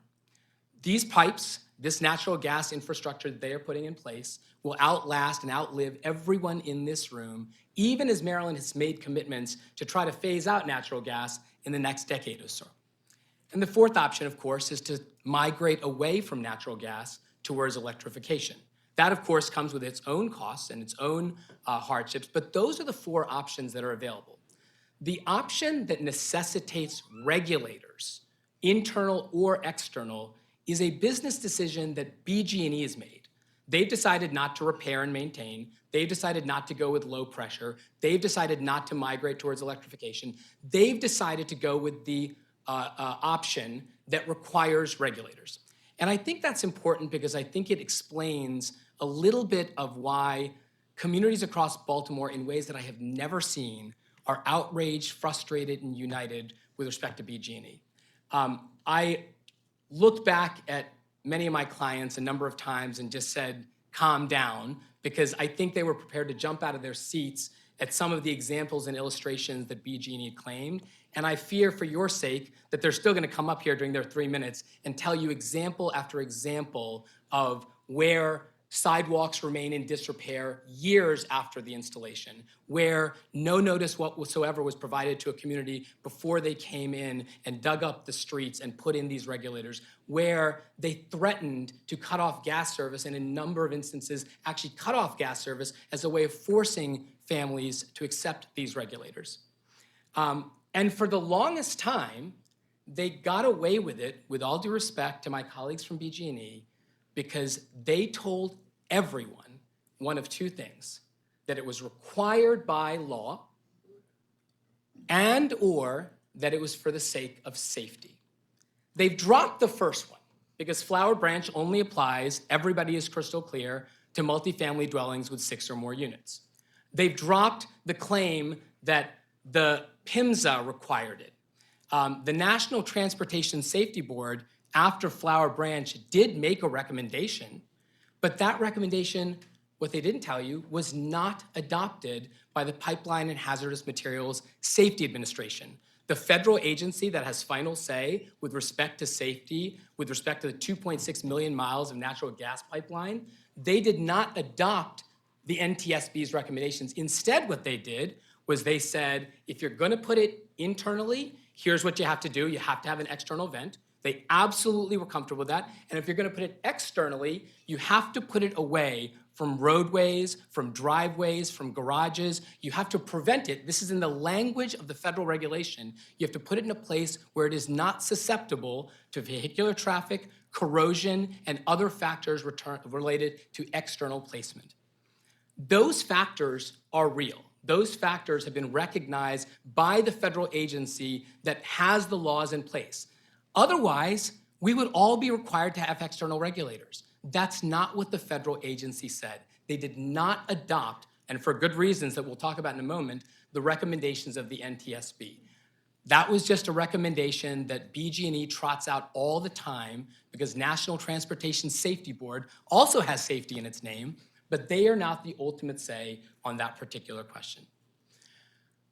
The claim that is most frustrating to the plaintiffs is the claim about safety, because it's very difficult for lawyers or lay people to contest engineers and BG&E when they claim it's about safety. They come in here and they tell you that it's more safe to have it outside, and everyone is expected, and many people did, believe it. I believe that that's what CHAP did. I think Mr. Holcomb and others were under the impression that this was required by law or required for safety reasons, and therefore an ATP was approved. I think it was treated as a minor project back then. But these residents, over the course of many months, started asking some pretty basic questions that BG&E couldn't answer. The main question that they kept asking was, you keep telling us it's safer. Could you please provide one study, one piece of data, one example besides Flower Branch, which had nothing to do with external regulators or internal regulators, for why external regulators are more safe? Because we don't see it. We hear these stories about accident collisions, about corrosion resulting in explosions, in tampering and vandalism resulting in fires and explosions. We hear these examples. We've seen them in the national news. So where is your data that suggests that external regulators are better? That question was asked by residents, by community associations, by the media.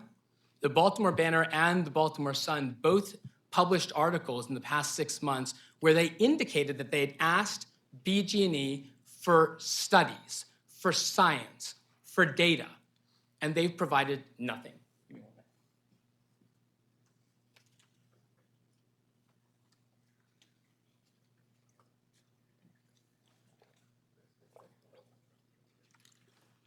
And I'm just getting started.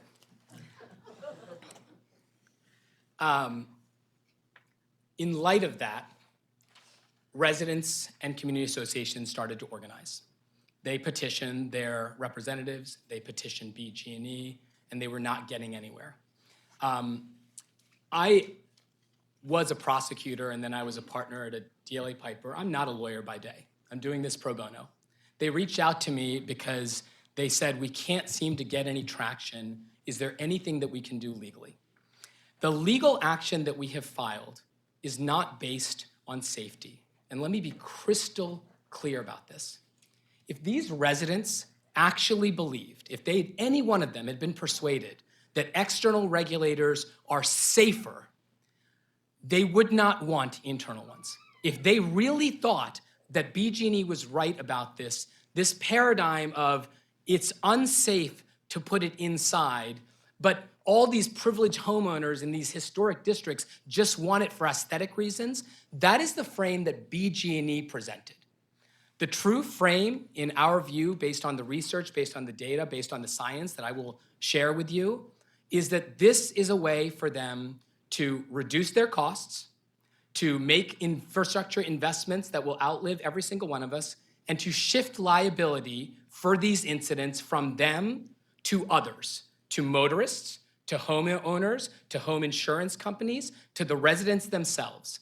That is what this is about, and that comes at the expense of the environment and the safety of these residents. And I pledge to you, as a representative of all of them, that if one of them, even one of them, said, it's a little bit more unsafe to put it inside, but I really don't want to spoil the view of my house, I would not be standing up here on their behalf. The reason they are here is not because aesthetic reasons trump safety, is because the safety argument is a fiction. But before we get to that, I need to emphasize the position that we have taken in the court and before the Public Service Commission. There is something called the gas service tariff that governs the relationship between every customer in the state of Maryland and BG&E and their service area. That gas service tariff is a contract. It echoes COMAR, Maryland regulations, and it says that a company like BG&E, a monopoly, a public utility, can only terminate gas service under very specific reasons. They can terminate gas service if you don't pay your bill. They can terminate gas service if you decline them entry to come in and inspect the meter. But one of the reasons listed in the gas service tariff is not that you can terminate service if you decline new equipment that is not required by law, not required by regulation, not required by any local, state, or federal legal standard. And that is the argument that earned us a temporary restraining order. Be clear, this is not a full-blown preliminary injunction, but the judge has granted us a TRO. One of the factors is that we are likely to prevail on the merits. That is one of the arguments, one of the factors that has to be met to grant a TRO. And the judge on that basis has said 3 things. Number 1, no regulators shall be installed without written consent from the homeowner. Number 2, no one shall be threatened with gas terminations under the gas service tariff as a way of getting them to consent to these regulators. And number 3, the individuals whose gas service was turned off has to be restored immediately because what they did was improper under the gas service tariff. And BG&E, to its credit, complied. A number of people whose gas service had been terminated under this threat were forced to restore that service. The request that we have made of the Public Service Commission is twofold. One of them has to do with an interpretation of the gas service tariff, a matter that is not before you, but we think is important and crystal clear. And the second one is choice. It is the reason why we applaud the recommendation from your director to the commission to ensure that customers have choice. And there are a couple of very basic reasons why this makes sense. The first is BG&E has now said in front of the court, in front of the Public Service Commission, in front of the City Council upon questioning that both internal regulators and external regulators are safe. They've said both of them are safe. They think one of them is safer, but they've acknowledged that both of them are safe. One of the reasons they had to acknowledge that is because they were asked, why did you put internal regulators with external vents and external safety valves in virtually every house in Bolton Hill, in Upper Fells Point, in other neighborhoods? Why were they given a choice? Are those neighborhoods now unsafe? And BG&E acknowledged, no. Those are safe too. We just think external regulators are a little bit safer. Well, what we have here now is that some neighborhoods in Baltimore got a choice and other neighborhoods in Baltimore have not had that choice. I respectfully submit, and this is one of the questions that I would ask BG&E, that I do not understand their timeline. If you go to the Bolton Hill website right now, the Bolton Hill Community Association, and you look in their archives, there is a newsletter that went out in February of 2022, actually went out in January of 2022, that said BG&E is coming to our neighborhood to install regulators, to do this work. It's starting in February. They were initially going to start it earlier, but they haven't. They're starting it in February. February of 2022, Bolton Hill's website. They claim that their standard changed in around or right after October 21, when the Flower Branch Act went into effect. But they were doing external installations for months after that in a number of affluent, privileged communities. Now, I've heard them say that some of the neighborhoods that are a little bit more disinvested, McElderry Park and one other thing, Harlem Park, they reference, did have the option. But we've driven through those neighborhoods, and we see only a handful of them. If you drive up Charles Street, if you cross Fort Avenue, every other house has a different configuration, some with internal, some with external. Bolton Hill, virtually every single one of them has internal. So from one neighborhood to another, they have adopted different standards based on a timeline, which I think is suspect. From one street to another, they have adopted different standards. From one house to another, they have adopted different standards, acknowledging that both are safe, but that one is safer. It's just unfair. It's unfair to the thousands of people that weren't given that choice in the last few months, and for the tens of thousands of people that would be deprived of that choice going forward, particularly because their claims about safety are suspect. But the last thing I have to say is an example from someone who actually spoke publicly. I wasn't sure if he actually spoke before the CHAP hearing, but Biff Browning was the president of the Union Square Community Association. And Biff Browning publicly said that his community, Union Square, had been treated very curiously. That beautiful historic park where Union Square sits has three sides that have houses. The western border is an elementary school, but the northern, eastern, and southern border have these beautiful houses occupied by affluent homeowners. Every single one of them got an internal regulator and the choice to do it. Every single one of them. And Mr. Browning, on behalf of the Union Square Community Association, got in a public fight with BG&E when BG&E went 1 block south and 1 block east and 1 block north and insisted on installing external regulators. The southern border of Union Square has internal regulators. There is a historic alley street behind that southern street. Literally a half block away, there's an alley street with those great, beautiful Baltimore-specific alley houses.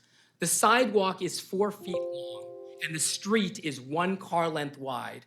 And every one of those houses got an external regulator. That is the kind of hypocrisy that BG&E is engaged in, and that's why they're so mad. They're mad because certain communities, it seems, were treated one way and another community was treated a different way. The reason I hesitate to ask for CHAP alone to do what we hope they will do is because I don't want this to just be for CHAP districts. I want this to be for every homeowner. And that is because of the last thing, which is safety. And I want to start by dispelling a couple of things that BG&E has said. So they bring up this Andover example, right? The high pressure, 1,000 PSI in one location, and what happens if it gets into your house and there's no regulator. Be clear, that example has something to do with high pressure gas lines. It has nothing to do with internal versus external. And I'm sure they'll correct me if I'm wrong, but if Andover had internal gas regulators at every house, right before it got into the House, it would get downgraded down. We're not here arguing about whether or not to do the high pressure. That's not really a question for CHAP or for us. But if you're gonna do high pressure, don't pretend internal regulators don't do the trick. Andover would not be a problem as long as you have internal regulators versus external regulators. It makes no difference at all. The shutoff valves. Go to Bolton Hill. In every residence, as required by law, the shutoff valves are outside. They are outside in those little discs, and you can ask any firefighter or neighbor, you can come up there and pop it off and turn it off because emergency personnel know that in certain communities, that's how you shut it off. Shut off is no different between internal and external.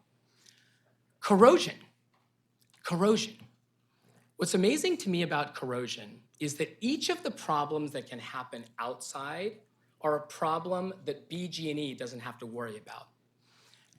If there's an accident collision, if a car hits a house and it explodes, and there are dozens of examples of this that we'll show you, BG&E doesn't get sued. The motorist gets sued. The auto insurance company gets sued. If there is vandalism or tampering, if somebody brings the chairman's wrench to one of these regulators and bashes it, and by the way, we're gonna show you examples where that was done, internal and external, and it causes injuries. BG&E is not responsible because the vandals that come down the street, they're ultimately responsible. If there's corrosion, if it freezes because that cap is exposed, if it's below the snow line, if somebody is out of town for a couple of weeks and something happens, you know who gets sued? The homeowner. Home insurance companies now have guidance for what to do during the winter months because when accidents happen, the utility companies disclaim responsibility. The only time utility companies get sued is when something happens internally. So even though there are far fewer hospitalizations, injuries, fatalities linked to internal regulators, gas meters, equipment at all of every kind, they prefer that because they don't get sued if it's moved outside. I've heard this claim twice now, and one of the questions I would ask them is, where exactly is there data that there are more external regulators in America than internal regulators? We haven't seen it. The courts have asked it. The Public Service Commission has asked it. The reporters have asked it. They've asserted it, but we haven't seen it. It's not reflected in the data. The 1,393 incidents that's been collected by the federal agency, by PIMSA, it actually gives the year of installation of the internal versus the external. And it appears to be the case that there are a vast majority more internal regulators and internal equipment than external. Maybe I'm wrong. I'd love for them to show it to us, but they haven't shown it to anyone. And the reason that's particularly frustrating is because when you look at what they are doing now, they've recently shifted from a standard of internal to external. So unless the whole country has it backwards and they've been doing external and moving it internal, there is no common sense reason to believe that there are far more external than internal. One of their folks said that 80% of the country's gas equipment is actually external. That's why it's not surprising that the data is the case. But it's not our burden to bring you data. The reason I went and did this research, the reason why our team went and did this research is because we had asked them over and over again for a study for some data that suggests that external regulators were safe, and they wouldn't supply it. So finally, we went and did our own analysis. When they say it's a fraction of a percent safer, I would ask them, what is that fraction of a percent? Is it 0.2? Is it 0.8? Is it 1.7? You're the experts. You're doing the studies. You're doing the catastrophic scenario modeling for grenades exploding because you put design improvements around your regulators. Tell us what the actual improvement is. And if you haven't met that burden, the customer should get to choose. But I have to spend the last few minutes presenting this data because it's important, especially this being my first time before you, that you don't think I'm just here saying, oh no, it's definitely unsafe to have it outside and it's much safer to have it inside. I didn't know. I wasn't sure. For the many months where these friends and colleagues asked me to get involved, and I said, I think BG&E probably has a pretty good reason for why they're doing it, I accepted it too. And then I finally went and looked. If we can do the presentation. There are 1,393 incidents in America that are collected by the Pipeline Hazardous Materials Safety Administration from 2010 to the present. Let me pause there before you start reading and just be clear about this. I have now heard this again twice, that those are only the incidents that they're reported, that apparently there's other incidents, catastrophic scenarios that don't get reported to the federal agency that explain why this data is wrong. I don't know what those examples are. I don't know what those incidents are that don't get reported, and I can't cross-examine or interrogate them, and nor can you. You can't just walk up here and say there's a whole bunch of other examples that are not reflected in the federal data for one reason or another, I have no idea why, that explain why our safety position is correct. Here's the data that is by law required to be reported by utility companies across the country to the federal agency that is by federal legislation required to do it. Those 1,393 incidents from 2010 to the present, there are 256 that involved either an internal set or an external set. Meters, regulators, equipment, internal or external. And that's the real test, right? Which one is safer there? There's a bunch of others. There's service risers, there's mains, there's a bunch of other incidents that are collected here as well. But the question of internal versus external, there's only 256 incidents to look at. Of those, as you can read, 222 of them, 87%, involved an outside meter, not an internal one. So then we thought, okay, but they've talked about catastrophic scenarios. So maybe the number of incidents militates in favor of the internal regulators, but maybe when it blows up, a lot more people get injured, a lot more people died. So in the aggregate, if we're really caring about safety and human casualty counts, maybe, so we broke it down. There's 101 people that were injured, hospitalized, or killed. Injured, by the way, according to this data, is serious injuries that required hospitalizations. Killed is obviously, unfortunately, self-explanatory. Hospitalizations are ones where they were hospitalized but did not require an overnight stay. So actually, deaths are obviously far and away the worst. Injuries are serious injuries that required overnight stays and hospitalizations are the least worst. We looked at all of them. And across all three of those axes, the same percentages, between 75 and 90%, were the same. Across fatalities, injuries, and hospitalizations.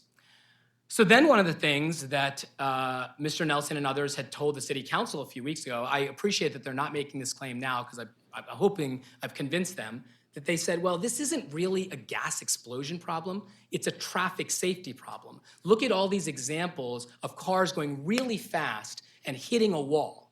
These people are dying because they're in car accidents, not because of fires or explosions or because they're hitting a gas meter. If a person's driving 80 miles an hour and hits a townhouse in Federal Hill, they're gonna have a bad situation no matter if there's a gas regulator or not. I thought that was an interesting answer, and I did reflect on that. And I said, how do I test that? And the way to test it is because the federal data, which has like 500 columns of data, and we're submitting it all to you, has a column for whether or not there was an ignition or fire or whether there was an explosion. And so I thought if this really was just a fast car hitting a hard wall, then you wouldn't see a fire or an explosion. That maybe the causal claim that they're trying to posit that this is just about people driving too fast would be fair if there wasn't a fire or an explosion. So we looked. In every fatality, there was a fire or an explosion, according to the federal data. I don't know what other data they have out there. You're welcome to ask them. I would love for them to submit it, and we'll probably ask for it in discovery, but we don't have it. Of the data that we do have, every single fatality had a fire or an explosion. I don't want to overstate it.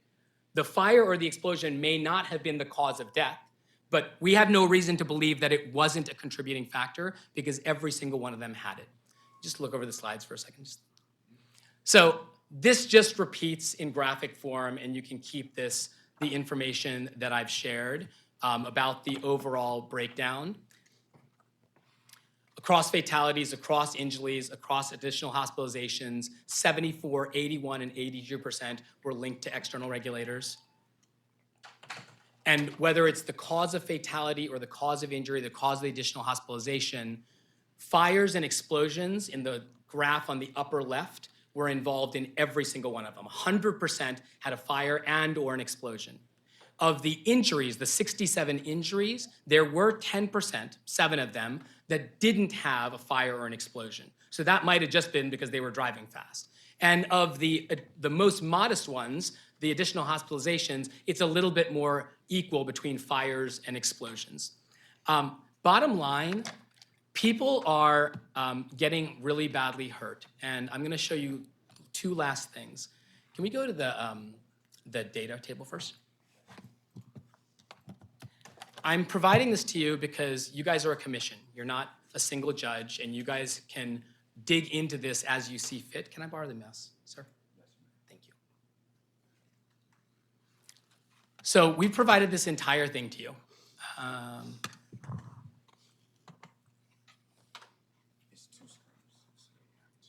have to move over to the right.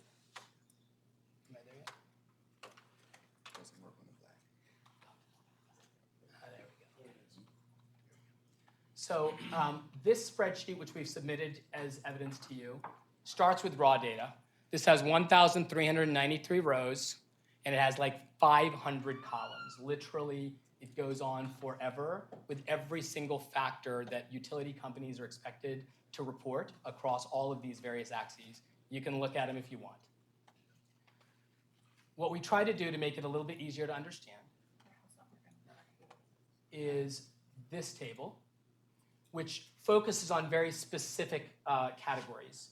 So this has and just so you can, for ease of reference, we've included the original column from the main data set if you want to inspect. So the report number comes from column C in the original data, but you have the report number, you have when it happened, where it happened, you have the system part involved. We're going to come back to this as well. You see outside regulators versus internal regulators, main service pals, the number of fatalities, the number of injuries, the number of people hospitalized overnight, the number of people treated by an emergency technician at the scene and then released. Then you've got that ignition data that we talked about, whether there was a fire. You have the data about whether or not there was an explosion. You have how much gas was unintentionally released. You have the installation year. So if you really want to interrogate their claim that there's way more external regulators out there, go look at the installation years. They don't bear it out. The average installation year is much, much earlier for internal regulators than external regulators. It looks like the trend line is moving towards external regulators, not the other way around. And then there's the cause details, which are the short version. And then there is a paragraph which has the narrative account of every single one of these. 1,393 total. I don't expect you to look at those, but I do want you to do one thing which we did, because I don't want you to take my word for it. If you do, as I'm sure some of the technically savvy people know how to do, filter to just the internal and the external. You go from, as you will see in the bottom left-hand corner, the 1,393 incidents to the 256 incidents. And then what you do is you can go and look at the ones that are fatal and take out ones where there were 0 fatalities, and you get the 18 incidents and the number of fatalities involved in each. And then you can go over and you can see whether or not there was a fire or an explosion. And as you will see in column K, in every single fatality, there was a fire, and in a number of these, there was an ignition. The point is that these regulators are dangerous not because people are driving too fast. They're dangerous because people are hitting high or low pressure gas with a metal object, and it's igniting and exploding. It is burning individuals, it is burning houses. But the last thing I have to do, because at the last presentation, BGE started pointing out the high speeds in these narratives on the far right. But they only included a handful of examples, and I thought, God, are they doing it again? Are they cherry-picking examples? Let me go look at all of them. So I did, and we will submit this to you. This is just an early draft. If you can go to the Word document. Yeah.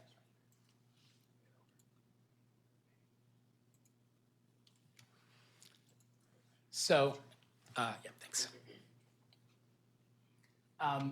There are, by the way, only 7 cases in the country, fatalities, injuries, or hospitalizations in the whole country in the last 13 and a half years. Sorry, thank you, Tariq. That involved an internal piece of equipment, total, 7. And so So we decided to look at each of them.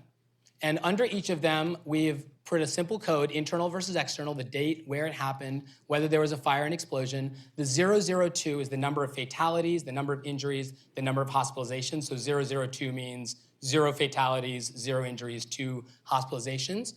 And then we tried to highlight some language that we thought you might find interesting. Because the catastrophic scenarios that they are imagining, that they are conjuring up for you, maybe they exist in the unreported data, maybe they exist in studies that they have not shared with the public, but they don't exist in the real data. What they show instead is intentional damage to the metering equipment in an effort to steal or attempt to steal the transported gas. That's what caused the explosion in Brooklyn. In Omaha, Nebraska, in December of 2020, by the way, the last one of these that happened, the data is through June of 2023. The last example they have of an internal issue at all, this caused 2 hospitalizations where they didn't have to stay overnight, was December of 2021. There is not an example since December of 2021 that is in the federal data of an internal thing, regulator, piece of equipment, anything going wrong. And if there are, they're not reflected in the data, because this one was determined that the apparent cause of the incident was tampering with the pipeline inside the structure. This one, the cause of this incident was due to an AK-47 gun that was shot in the house which penetrated the service line. I don't think that's BG&E's fault, but it's also not the external regulator's fault or internal regulator's fault. The service regulator upstream of the company appeared to have been intentionally tampered with. That is what caused this explosion. Homeowner may have been working on the heating system at the time of the incident.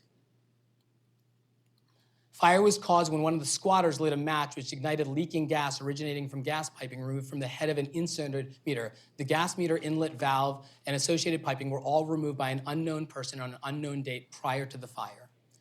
You can do damage to these regulators by intentionally tampering with them, whether they are inside or outside. And these individual cases illustrate that these things can happen. Damage to companies' piping as a result of an unknown cause. But then flip to the external ones. By the way, that's all 7. I didn't cherry pick. That's all 7 from the database. Here are the ones that happened on the external, and this was just done in date order, I think. No leaks were found, so this one is not really conclusive. 1 person injured in an explosion in an external case. This one was a vehicle striking the meter. The gas meter had been struck by a vehicle. This one was the temperature outside was hovering above 0 degrees and there was a wind chill. Because, by the way, as you can ask them to confirm, if it gets really cold and it freezes over, then you have a problem because the gas can build up and there can be an explosion. What they're going to tell you is that safety valve on the outside, the snorkel vent, can also freeze over. But the snorkel vent is framed like this, and it is much harder to freeze over. We have not found an example of a snorkel vent freezing over in America in the last 13 and a half years in this data. We have several examples, including this one, of this other kind of mechanisms freezing over. This is San Diego. A vehicle is traveling in a residential subdivision, left the roadway and struck an outside meter set on the house, shearing off the riser at ground level, causing a release of natural gas that ignited. The driver of the vehicle did not survive, and 4 residents of the house were transported to the vehicle. I am sure he was driving really fast, but that's not what killed him. What killed him was the fire and the explosion. Injuries to the driver of the vehicle and resulting fire proved to be fatal. These are not my estimates. These are not my accounts. This is the federal agency that's responsible. Still under investigation. This just happened in January of 2023. 2 theories. Damaged power line may have started the fire. Lightning may have struck the meter set. I didn't even know that that was a risk of an outside one until I read this. Left the roadway and traveled approximately 90 feet and struck a meter set assembly. The driver was transported for precautionary measures. Vehicle left the roadway and struck a vacant residential meter, resulting in ignition of natural gas. A driver ran off the road from a parking lot approximately 50 feet and hit a bank of meters. The car ignited the blowing gas. The jumping the curb and hitting the 2-meter header, the escaping natural gas ignited by an unknown source as a result of the collision. Driver veered left, the gas meter set riser was snapped off under the service regulator, and the escaping gas ignited. The driver was unresponsive and could not be removed from the truck, which was engulfed in flames. The driver was pronounced deceased at the scene. BG&E is not getting sued for that, but it's still a tragedy. It is still a risk, and it's a risk that doesn't exist if the regulator is inside and only exists if the regulator is outside. Vehicle left the roadway and made impact to center point, which resulted in gas leakage, ignition, and driver fatality. A tractor trailer hit a first stage regulator. Tractor trailer and first stage regulator caught on fire. Vehicle drove off a residential road and crashed through a natural gas meter. Gas began leaking and ignited. A fire ensued, which resulted in a fatality to a resident of the impacted home who was inside at the time. Resident from assisted living facility was reported to be smoking or near gas valve when ignition occurred. The natural gas regulator facilities were compromised as a result of the structural fire. Truck busted through the outer wall of the residence and the gas meter at the structure. This impacted the gas meter, allowed blowing natural gas, and was ignited, catching the residence and vehicle on fire. Showed the structure built around the facility was the causal factor of the incident. I'm just not done, but I promise you I am going in the order from top to bottom. And there's about 10 pages more where I need to continue to sift through this, and every single one of these is in the database that we've submitted. But the bottom line is clear. There isn't data to support their position. There isn't common sense to support their position. There are specters and theories, and maybe they have an example that because they've been doing this for years, they know that I don't know. But at the end of the day, what we are asking the commission to do is to ensure that where safety data is at best equivocal and at worst for BGE, a potent argument against external regulators, that customers, that homeowners ultimately have the final say. That's what Bolton Hill got. That's what people on Charles Street and Fort Avenue got. It's what everybody in Baltimore, in CHAP districts and beyond, absolutely deserves. Thank you for the time and opportunity to present. Thank you, thank you, thank you. They have to applaud, they don't. Commissioners, do you have any questions for Mr. Theroux? That's no fun. Thank you, Thanks, sir. everyone, I All right, appreciate it. You're welcome. So at this point, we have 1, 2, 3, 4, 5, 6, 7, 8, 9 people who have signed up for public testimony. I want to remind you, you have 3 minutes to speak. I will call you up to speak. I also will not mispronounce your last name, so I may just call you by your first name. When you get to the front, please give us your entire name. You have 3 minutes once again. Once you hit 2 minutes and 30 seconds, I will do this. After that, conclude your conversation with us, and feel free to stay. You don't have to leave, but when you conclude your conversation, you're free to leave or you can sit down with us. The first person on our list is Paula Fernandez. Almost? Forgive me. It's okay. All right, give us your full name. Hi, my name is Paula Fernandez. It's really hard to follow Mr. Vignaraja. I promise you I will not talk about safety. I'm just going to talk a little bit about historic preservation in our neighborhood. I'm here today as a resident and as a representative of Mount Vernon Belvedere Association to express our community's deep concerns and opposition to the installation of external regulators on facades of historic homes. I was lucky. I just want to say that Theroux's data is absolutely, totally supported, and I encourage you all to take a walk down Howard Street in our neighborhood, which gives a good example of the destruction and disrespect for properties in our neighborhood by BGE and their co-workers. I was lucky. I managed to stop BGE from destroying my beautiful front yard, its historic brickwork, and the facade of my historic home, which is in a CHAP district, just days before the work was due to begin. I was never informed in writing of the work. In fact, I was only informed when I noticed some BGE workers poking around the back of my house. I was never informed as to what BGE intended to do, and I later discovered I had been misinformed by BGE and their contractors of why the work was needed and what exactly it entailed. And I won't go into the details unless you would like me to send an email about that later. I am here to ask CHAP, in addition to your ceasing the issuance of all ATPs for single-family homes and multifamily dwellings of 5 and fewer units, to ensure that BGE is required by law to obtain an ATP for any work on the facades or street-facing part of any building, and to ensure that the building owner is made aware of BGE's request and what that request entails.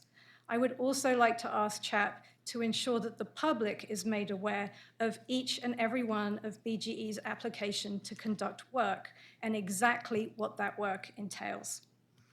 We believe in MVBA and in our neighborhood that it's CHAP's mission, we believe in CHAP's mission and its capacity to protect Baltimore's historic architecture without external influence. Moreover, we believe it's imperative for CHAP to act independently of PIMSA, PSC, and other agencies.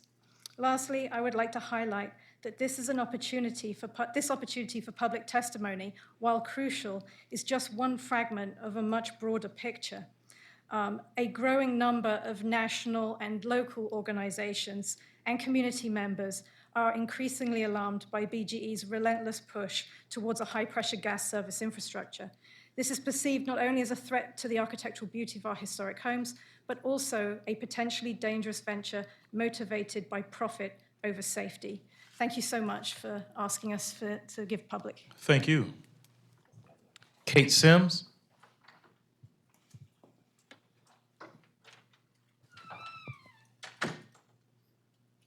Hello. Thank you all for having us today. My name is Kate Sims. I'm a lifelong resident of Fells Point, and I'm currently the president of the Fells Point Residents Association.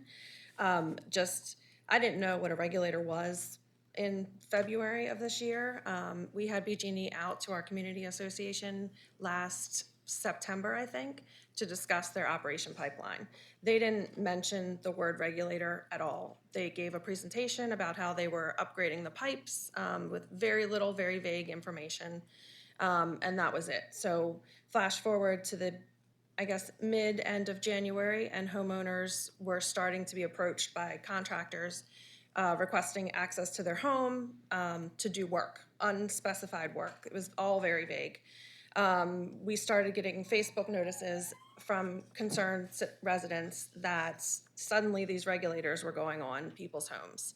They didn't want them. They weren't really given information.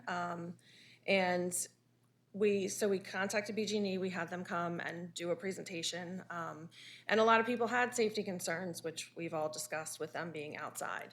It was really frustrating because there was continual lack of information from BG&E. They dismissed all of our concerns, barely even answered our questions. And just to see firsthand examples, you should visit the 7,800 blocks of Bond Street in Fells Point. Historic homes on these blocks have external gas regulators installed. Many of them block the use of cellar doors. They impede the public right-of-way and were placed directly adjacent to windows and doors, which is counter to safe installation guidelines.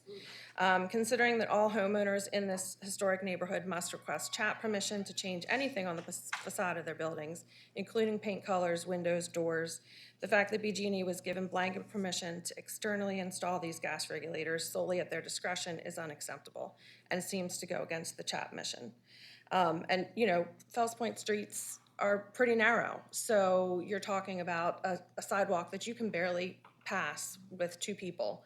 And now they have an external regulator on some of the streets, and then their BG&E solution is to put a cover over it. Which there's not even room on the sidewalk to do, which it's just unfeasible. I guess BG&E claims that the external regulators are the safest option. However, they have produced zero data to support this claim. As you saw, as Theru showed, the data actually says the otherwise. So I am asking today for CHAP to uphold the historical integrity of Baltimore City by prohibiting all future exterior installations of gas regulators and rescinding all previous ATPs given without homeowner knowledge or consent associated with the exterior installation of gas regulators. Thank you. Thank you. Next, Liz Berman.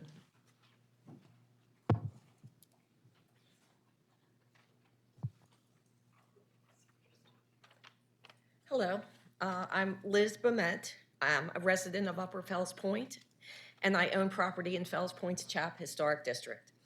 I applaud CHAP's decision to hold this hearing to hear directly from the residents negatively affected by the way BGE has been bullying its way across historic neighborhoods in Baltimore City.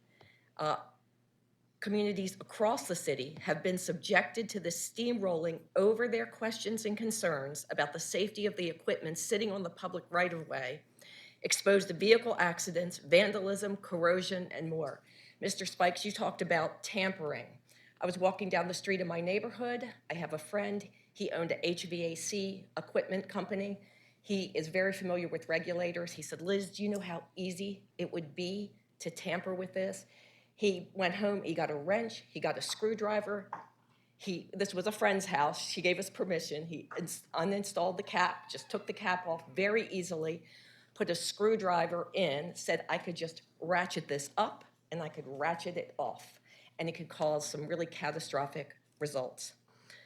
Everyone at this point understands BGE's motivations behind this massive gas project. They're pursuing it not because it's necessary, but because it's profitable. And there's no doubt that they have not been a good partner to the residents of Baltimore.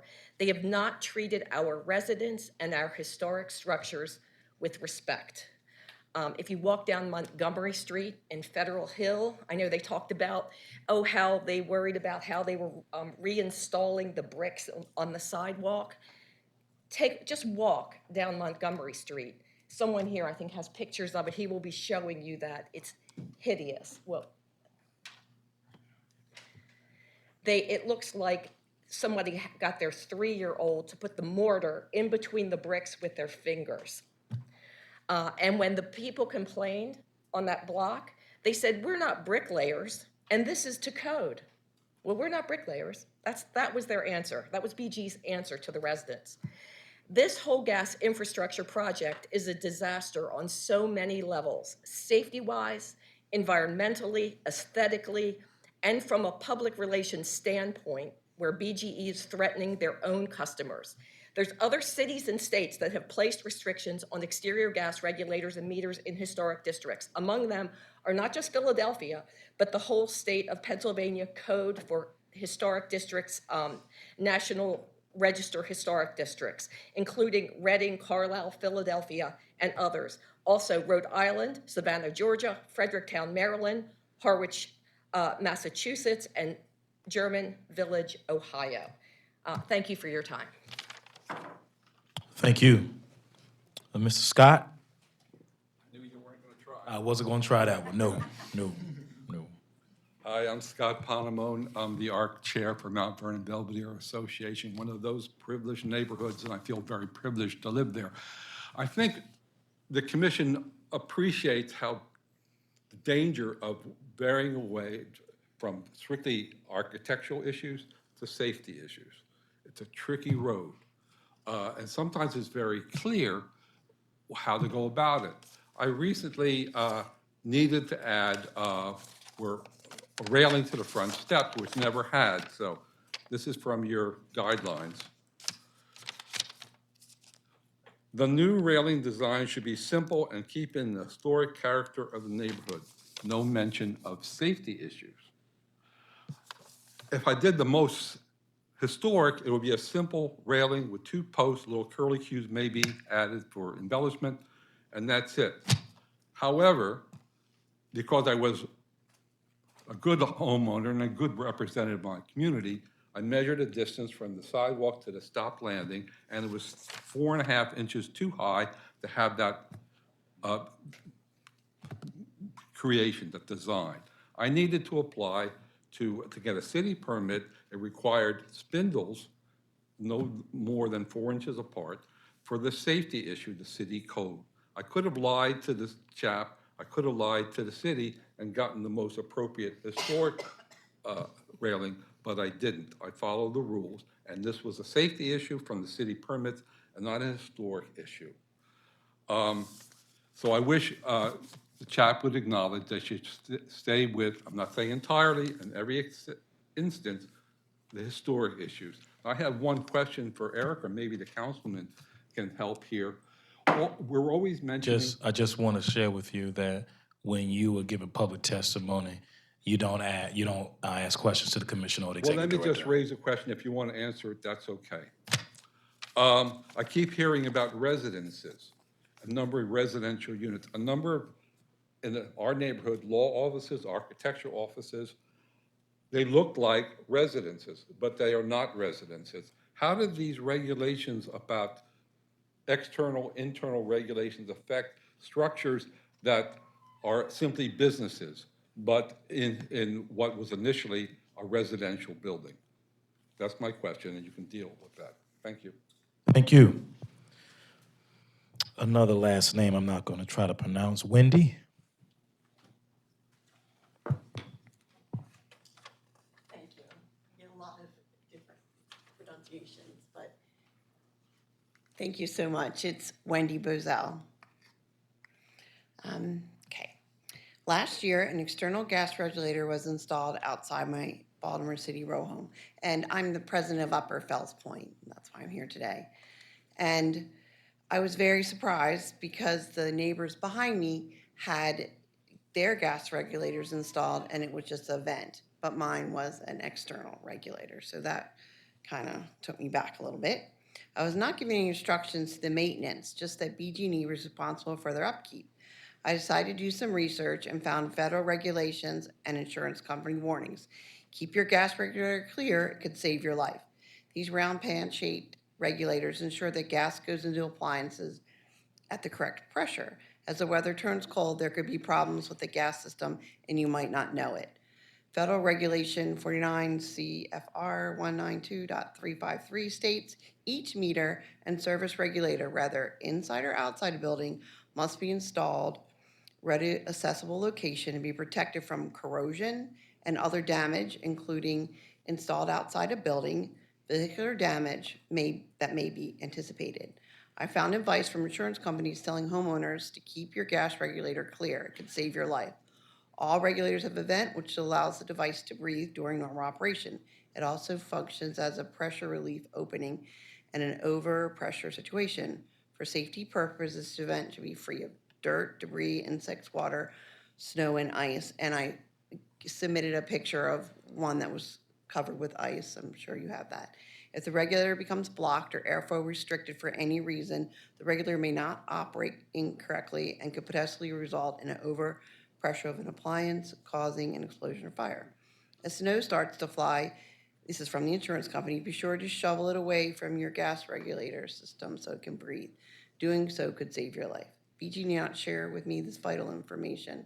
The public has not been educated about all the risk or about the things that need to do to keep the regulators clear. So thank you for your time. Thank you. Claudia?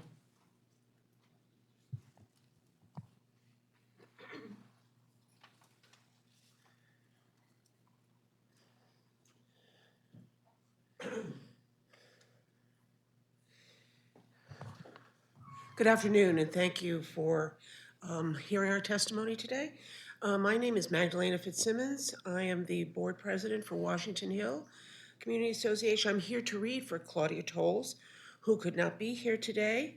So I'm going to start with her statement. She is a board member of the Fells Point Neighborhood Association, and she is a named plaintiff in the lawsuit and a candidate for city council. BGE has stated that their decision to exclusively install gas regulators on the exterior of all homes is based on safety. I am here today to illustrate their blatant hypocrisy. In testimony in front of the Maryland General Assembly on February 13th, 2020, BGE successfully lobbied against a broader mandate and a faster timeline for multifamily dwellings. BGE emphasized to state legislators that exterior installations were not safer nor appropriate in all circumstances. Do you know what they used as their primary example? Baltimore City.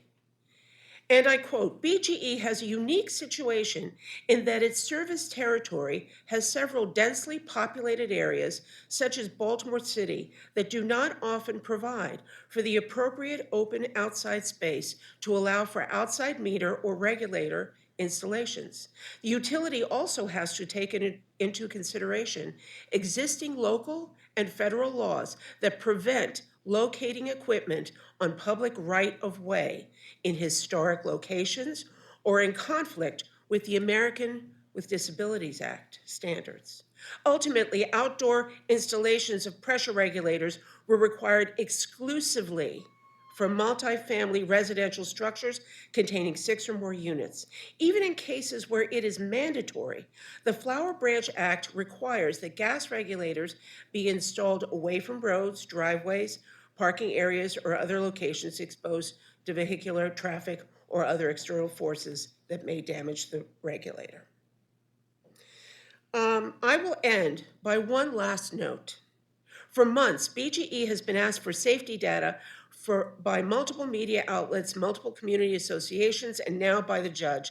They have been asked what data they have used to change their position from the Bolton Hill community to the Easterwood community. Have they shown you a study, even an internal one?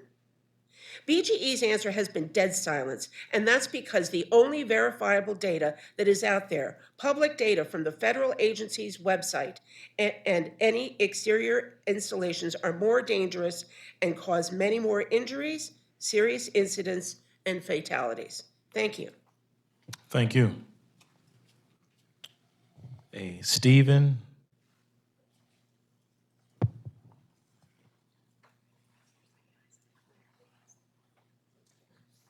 Thank you. My name's Stephen Topping. I'm a resident of Federal Hill. And this is my story, but I'm not alone. This is happening in historic and non-historic neighborhoods all over the city. Over the past 6 months, BGE has bored through facades and foundations, removed brick sidewalks, and erected gas regulators in front of Warren Avenue houses, all in contravention of published CHAP requirements and all without the review and scrutiny imposed by CHAP whenever property owners wish to make exterior alterations.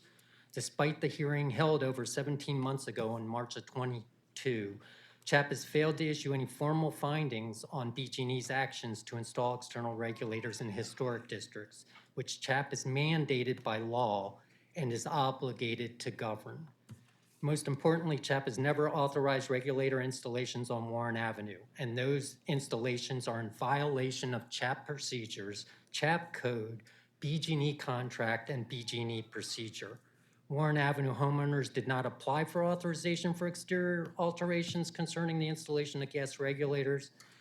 BG&E may not lawfully apply or even request to alter our homes, much less without notice to and consent of the homeowners. In addition, BG&E's own gas tariff and their own related documentation expressly prohibits installation of gas regulators beyond the customer's property line. And that's the public right-of-way. In the Federal Hill neighborhood, we know of only one ATP issued for BG&E work, and that was for 200 homes on Montgomery, William, and Churchill. BG&E requested that authorization without regard to and against the interests of those homeowners and without notice to them or without their consent. And I was one of the homeowners on Montgomery Street, and that's the unit block. Let me finish. The external placement of industrial gas regulators on facades of national historic homes goes against the absolute core of what CHAP code prohibits, namely the destruction of these historic facades for no purpose other than BG&E's economic preference, especially given that there are safe options of interior installation with a vent as demonstrated by BG&E's own admission that they're not pulling them out in Bolton Hill.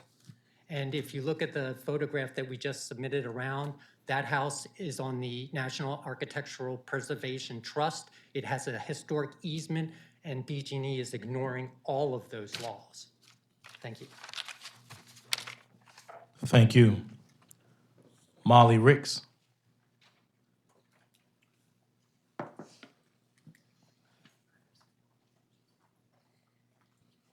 Good afternoon, Mr. Chairman, Commissioners. My name is Molly Ricks, and I'm Deputy Director at Baltimore Heritage.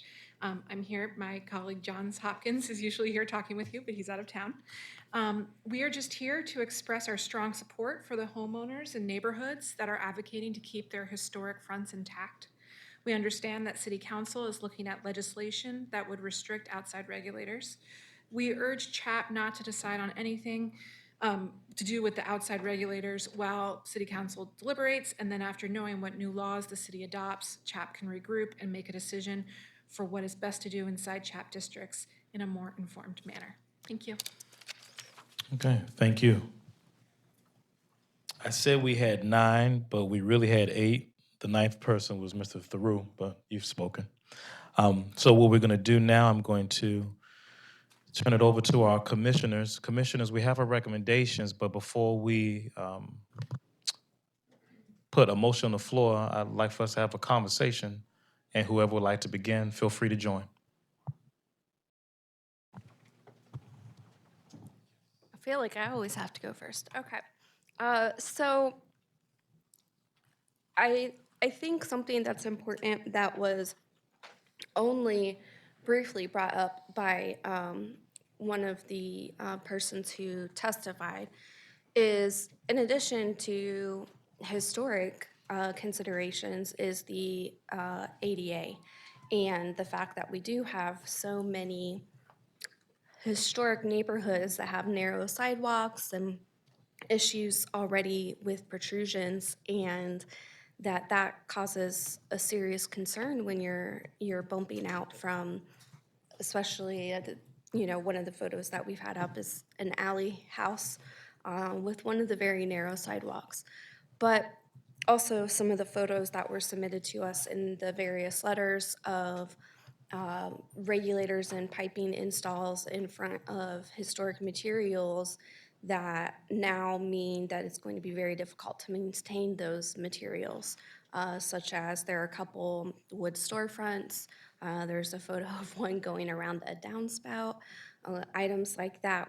And those kinds of situations would, should be thought out better at a minimum. So even if the commission decides to permit exterior regulators, I think that there would need to be language put in place around what's permissible and what's not, because blocking access to doors or access to areas that need maintenance obviously will cause issues with our historic structures as well.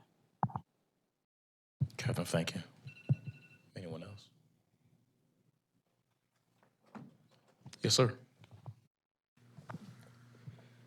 So follow up on Catherine's point there, I agree, especially for properties with the 6 or more residences, that I think somewhere in our process we should be looking at specific placement of these.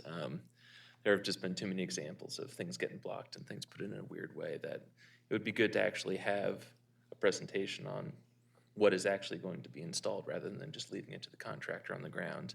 Otherwise, I'm very much in favor of the staff's recommendation. I don't want to see these exterior regulators on our historic districts. And I do sincerely hope that the city council bill to prohibit it citywide can come to fruition. Otherwise, that's my 2 cents on it. Peter, thank you, sir. Anyone else? Yeah, just go ahead. I'd second that. I think, staff recommendation makes sense, and then we need to move forward with that, in my opinion. But I think, in addition to this, and I think it's suggesting that is that we, if this is going to go down to individual sort of desire in terms of to making any of these changes, I think that's fine. I think that we need to provide some kind of protocol that we talked about just in our casual discussions here on the table, is to set up a particular review process so that even if particular people want to do make the change or make any of these adjustments, that they need to go through a similar process like anybody else would. But the last thing I would add is that, and I think this is a bigger problem, not just in this particular case, but in construction in general, is that I don't think we have something put in place in terms of enforcement, right? So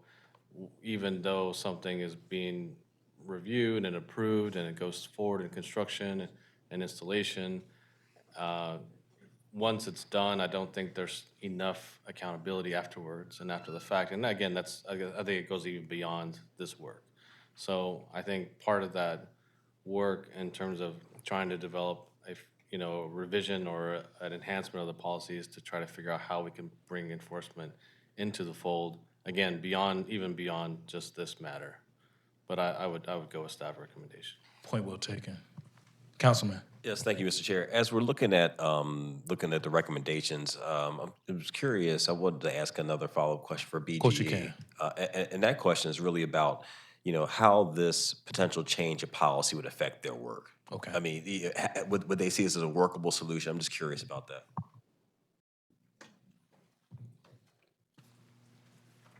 So first, I think I would caution this commission at taking any specific action prior to the Public Service Commission. Should those directives be in conflict, the interesting legal things could happen about what we can and can't do and who approves. So that's my first caution. I think operationally, Mr. Holcomb's office could be overwhelmed. That would be one concern I have based on the amount of work that we have planned. So for instance, if this commission contemplated a building by building review of these, when we begin working in a neighborhood, that would be a very intense exercise. But to answer the question directly, anything can be done. It's an issue is the effort that the organizations involved had to expend worth it for their objectives. Did I answer your question?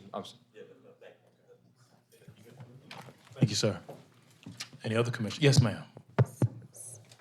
So I agree that, kind of a custom design on a house by house or, multifamily by multifamily basis might be burdensome. And so we have that last line that says continue to offer support or offer BGE support. Do we think that we want to put any kind of point on that, like suggestive guidelines or not just guidelines? I mean, do we want to say anything in modify the staff recommendations to say? Yeah, like that's vague to me. And I think that the offline conversation that we were having was, is there a way to take a targeted group and create a guideline or not? I'm not a staffer, so I don't know, where that is practical or not practical. That's a great question. Eric, can you give us guidance on that? A couple of things. The number of the ATPs would be reduced if we had a blanket disapproval of exterior regulation installation on properties with less than 6 housing units. So, but then, that's something I would work with. I mean, so we would be seeing those other authorizations to proceed. And it is a case-by-case basis. We do write our ATPs that says put them in the least obtrusive place possible. It's BGE who makes that decision of where the least obtrusive place is possible. Right, I think we want more meat on it than that, right? Well, I think there's also, it could become, from a staffing perspective, it could become cumbersome. Well, should we add it into, I know that we're in the middle of reviewing our guidelines. Yeah. And procedures, and so should we add that into that and put that conversation? Absolutely. Into that We could do that. conversation?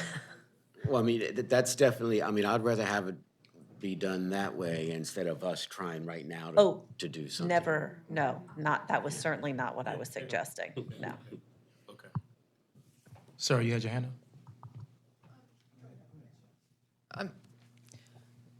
I wanted to note that I would suggest that we change the language of the last part of this recommendation about the cover design for gas regulators, because I'm not convinced that we should be in the business of covering these. A cover would take up even more room on a sidewalk and would potentially exacerbate a problem if this thing were to blow. So I think that we should take that item out.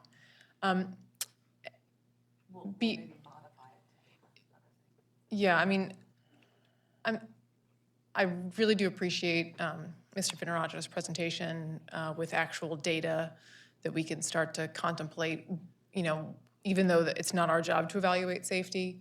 I think that I was pretty convinced that there's not a direct correlation between being inside and being outside and being more or less safe. I mean, my first thought when I saw a photo of a regulator was, what if a car hits that? An external regulator? and clearly it happens. But I think that from the point of view of CHAP's credibility, to some extent, we may want to put in an exception for homeowners who request an external regulator, because we don't want to be in the position of owning the decision about what's more or less safe, right? And if there's a homeowner that does want an external regulator, then I think there should be a process for that, and then perhaps that's what gets reviewed by CHAP. Sir, thank you for that. So with that with that being part of our conversation, that's given the option of choice, am I correct? The option of choice. I think that there would be a blanket disapproval unless requested by the owner. Yes, ma'am. Disapproval of an external regulator. Okay. That's my suggestion. Gary? I too appreciate the presentations that were made. I echo my colleague, Commissioner Langmead. I also think that as a consumer, many times we are faced with different regulations that are coming from bureaucracies, whether it be city council, whether it be the Maryland state government. And I would prefer to have us take into account what messages are being sent to the consumers. So I would prefer to wait until the PSC makes their determination and the Baltimore City Council makes their determination, and then the vantage point of our commission can be reflected and kind of coordinated with those two, understanding that we have a special dispensation, but at least have it be in line with those other two regulatory bodies. Doctor, thank you. With what Doctor just said, can we talk about that for a second? I wanted to ask you, Eric, and Gary, correct me if I'm wrong, are you saying we don't vote on this and we wait till whatever happens on the regulatory side with the other departments and then come back and look at the recommendations that Eric shared with us today? Is that what you're saying? Yes. Okay. That's what I'm saying. I mean, I think that this commission has already delayed, based upon the possibility of additional information and research coming to us. So I don't think that would be inconsistent with the position that we've taken. Understood. Sure. Oh, sorry. I'm glad you spoke, Dr. Rodwell. I actually have some of the same sentiments. Listening to both presentations as well as those that came to testify, there, for me, a lot more questions that I would want clarification on, and some I know I've raised in the past. The interface between permits for public property right-of-way versus the private property, and how that actually interfaces actually speaks to the very first bullet. So I have some questions there. The second bullet in the staff report is actually different than what's on the screen. So in the staff report, staff recommends that CHAP should support any city council bill that prohibits exterior gas regulator installations without owner consent. This says staff recommends CHAP should support City Council Bill 230421, two different statements. One is speaking to a specific bill and the other is about a concept. So for that reason, I think it is premature. In addition, the bill was just introduced yesterday. The first reader is not even online, so we have not had a chance to actually review that legislation. Yes, ma'am. And that particular legislation, at least in the preamble, speaks to permit submission, which actually speaks to the first point. So that's another reason why I would be uncomfortable actually proceeding today. But I think in concept, I've heard enough to give pause to the external regulators, but I think for me, I would want a little bit more information and to see how things play out a little bit. No, point well taken. Catherine, you had your hand up. Yeah, so a couple things. While I agree that it's prudent to consider any city council, PSC decisions, everything like that. If we delay, my concern is in the meantime, what is happening. And so while there is my understanding, there's a temporary restraining order in place that prevents BGE from installing exterior regulators without owner consent. So my concern is that between now and whenever, that if they have homeowner consent and maybe it's a homeowner who maybe hasn't seen a lot of issues or is really aware of what's going on in the preservation implications in CHAP districts, that in the meantime, those could still be installed in a district without some kind of ruling or guideline or interpretation by CHAP until that is complete. And so my thought would be that even if we make some kind of temporary ruling or a ruling that says once these decisions are complete, we reevaluate or, something like that. But my concern would be what happens between now and when all of this is resolved, because we don't have an exact timeline and we've all experienced how slow bureaucracy and court systems can sometimes move. And so that would be my biggest concern with delaying at least some kind of decision, even if we caveat it where we have to revisit it once these other things are finalized. To Catherine's point, with bureaucracy, do we as a commission set the stage for when we decide to say, okay, these recommendations, no matter what may happen on city council with the other commissions that will have to give a decision, because we do not know when there would be a possible hearing or a decision on the bill that we would present today, should we give a date where we say this is when we'll revisit this? And to Catherine's point, give a decision or alter the recommendations based on the knowledge. And of course, what Commissioner Woods mentioned, giving everyone an opportunity to fully read the bill and examine the bill. Do we know when the temporary restraining order expires? Mr. Chairman, may I? But yes. Yes, so there's two things in place, the temporary restraining order, but also at the direction of the chairman of the Public Service Commission, we've stopped this work pending their order, if that gives you any additional information in making your. So there's absolutely no installation of regulator work happening until the Public Service Commission makes a determination? Or is it, my understanding was, it's just you have to have homeowner consent? Yeah, that is the temporary restraining order, and Mr. Vignarajah, when does that expire? Or September 5th. Well, the judge will hear Which that is again. very near. But separate and apart from that, the Public Service Commission has directed us to cease these. There are a few very narrow exceptions that I am personally handling, so I'll say it's not Fells Point, it's not these historic districts. They're very narrow to deal with specific, site-specific customer issues. Through, by all means. Could you raise your hand if you've heard a story about a resident or community association that is still having regulators installed after the order and even after the Public Service Commission? I mean, we have heard countless examples where this stuff continues.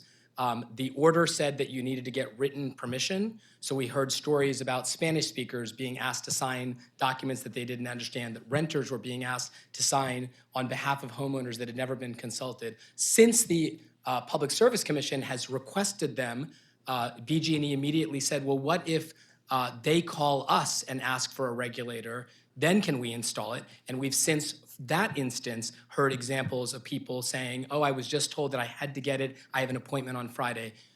With all due respect, CHAP has an independent prerogative and it ought to exercise and inform the Public Service Commission and the court proceedings. There is no date certain on when this litigation will unfold. The temporary restraining order is just that. It could be months, it could be over a year before a preliminary injunction is ultimately issued by the courts. City council hearings, I think you know better than I do, Councilman, how slow or fast that can go. And the Public Service Commission has indicated that it will issue something, literally their words, not mine, something before the court date, but they have not been clear as to what or if they will actually issue a decision of the kind that I think we are thinking about. Okay, we got it. Thank you. Thank you both. And you about to say something, Ann? Well, then I think that, I was wondering if we could just say, you know, we aren't going to issue ATPs until we do something, but like until there's, like, right there, it looks like that it could be in September before we even have the next commission hearing that an ATP might come through. If I these haven't received any, I'm sorry for interrupting, but we haven't received any ATPs for these installations in months. So, I mean, the way that I see it is we have two choices. One is that we kind of say, like, we don't, you know, don't issue any ATPs until we come back to this and let's see how this shakes out. The other is that we strike some of the language that is more tenuous, like staff recommends that CHAP support the, like, take the city council bill out just because we don't know where that is. And we then just modify the last sentence to talk about guidelines. And then that way we aren't talking about the, Or just remove it. well, but I think I think we should introduce it back into the guidelines. Of course, Yeah, so that's just noting it, you know, publicly. Yeah, I mean, I'm very interested to see how the other commissions look at this issue, but, you know, strictly from a preservation perspective, I don't think that their rulings are going to change my opinion on these external applications being appropriate for historic districts, which is ultimately what we're looking at. So I would be comfortable to go with the staff recommendation. I agree with removing the specific bill language.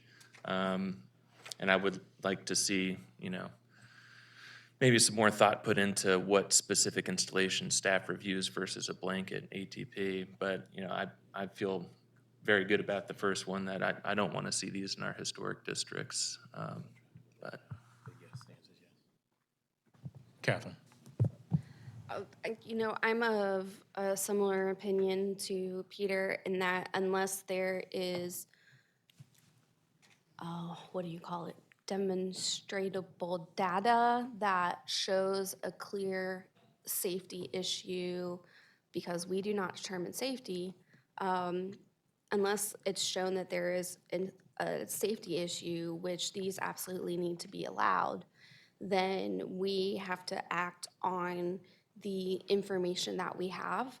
And of course, at any point in time, if additional information comes to light and we need to reconsider that position, then we can do that as a commission. But for now, I'm comfortable going ahead and taking a vote. And, you know, if we include the language that will, if new information comes to light, whether it's from city council or PSC or independent reports or whatever, which is in here, that we can revisit it. And I think that's important, and we always have that capability as a commission. But as Peter said, unless something really comes to light or is submitted for review for that my opinion isn't going to change unless that information is provided. The other thing I wanted to say is, because of the law, we are specifically talking about all of this around less than 6 housing units. To Ann's point, if we establish some guidelines around this, then we can also establish some guidelines around 6 or more housing units, or the question was briefly asked as far as commercial properties, and I have no idea what the answer is for that. But some of those other items could be addressed within a type of guideline for determining where to put the regulators. And I understand that there are a lot of other factors as far as where the gas service comes and everything like that.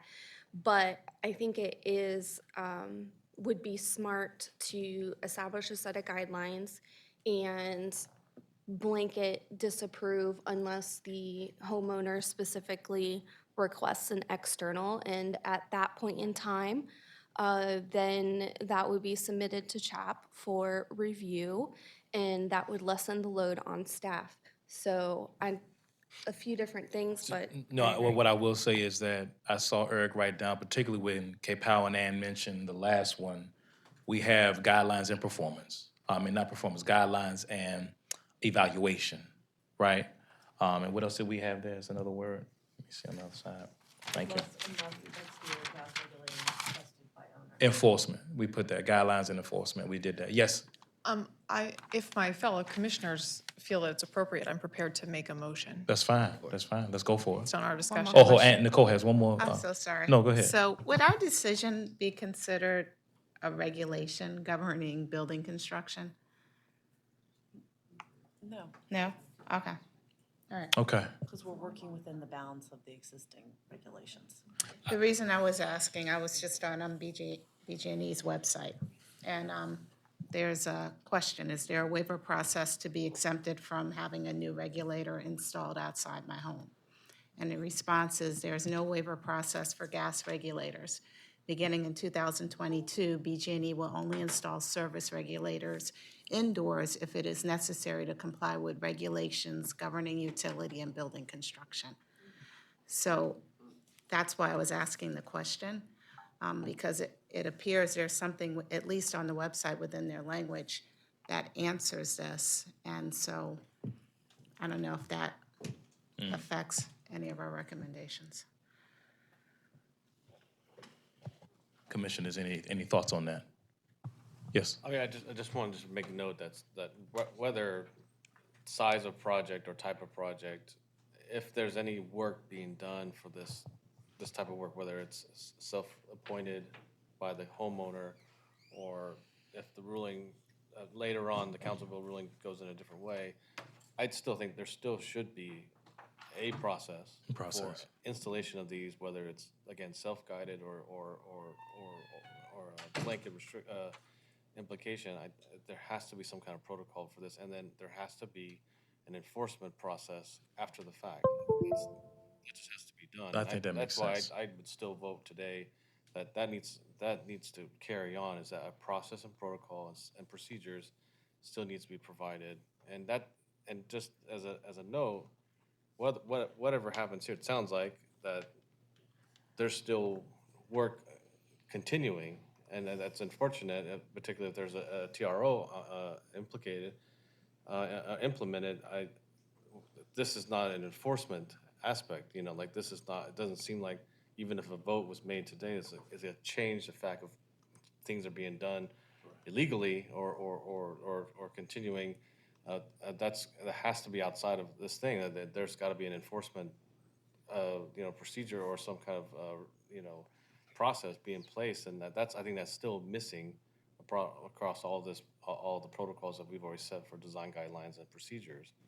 So there has to be a conversation to that, but that's not our department, unfortunately. But there needs to be something set in place. No, that makes sense. All we can do, it sounds like, in my opinion, is that there should be an authorization. There should be a restrict, requirement for authorization of a process towards an ATP for in any case of any kind of installation, particularly for special case installations. And I think there could be a way to develop a strategic guideline that would help the process and help staff so they're not bombarded.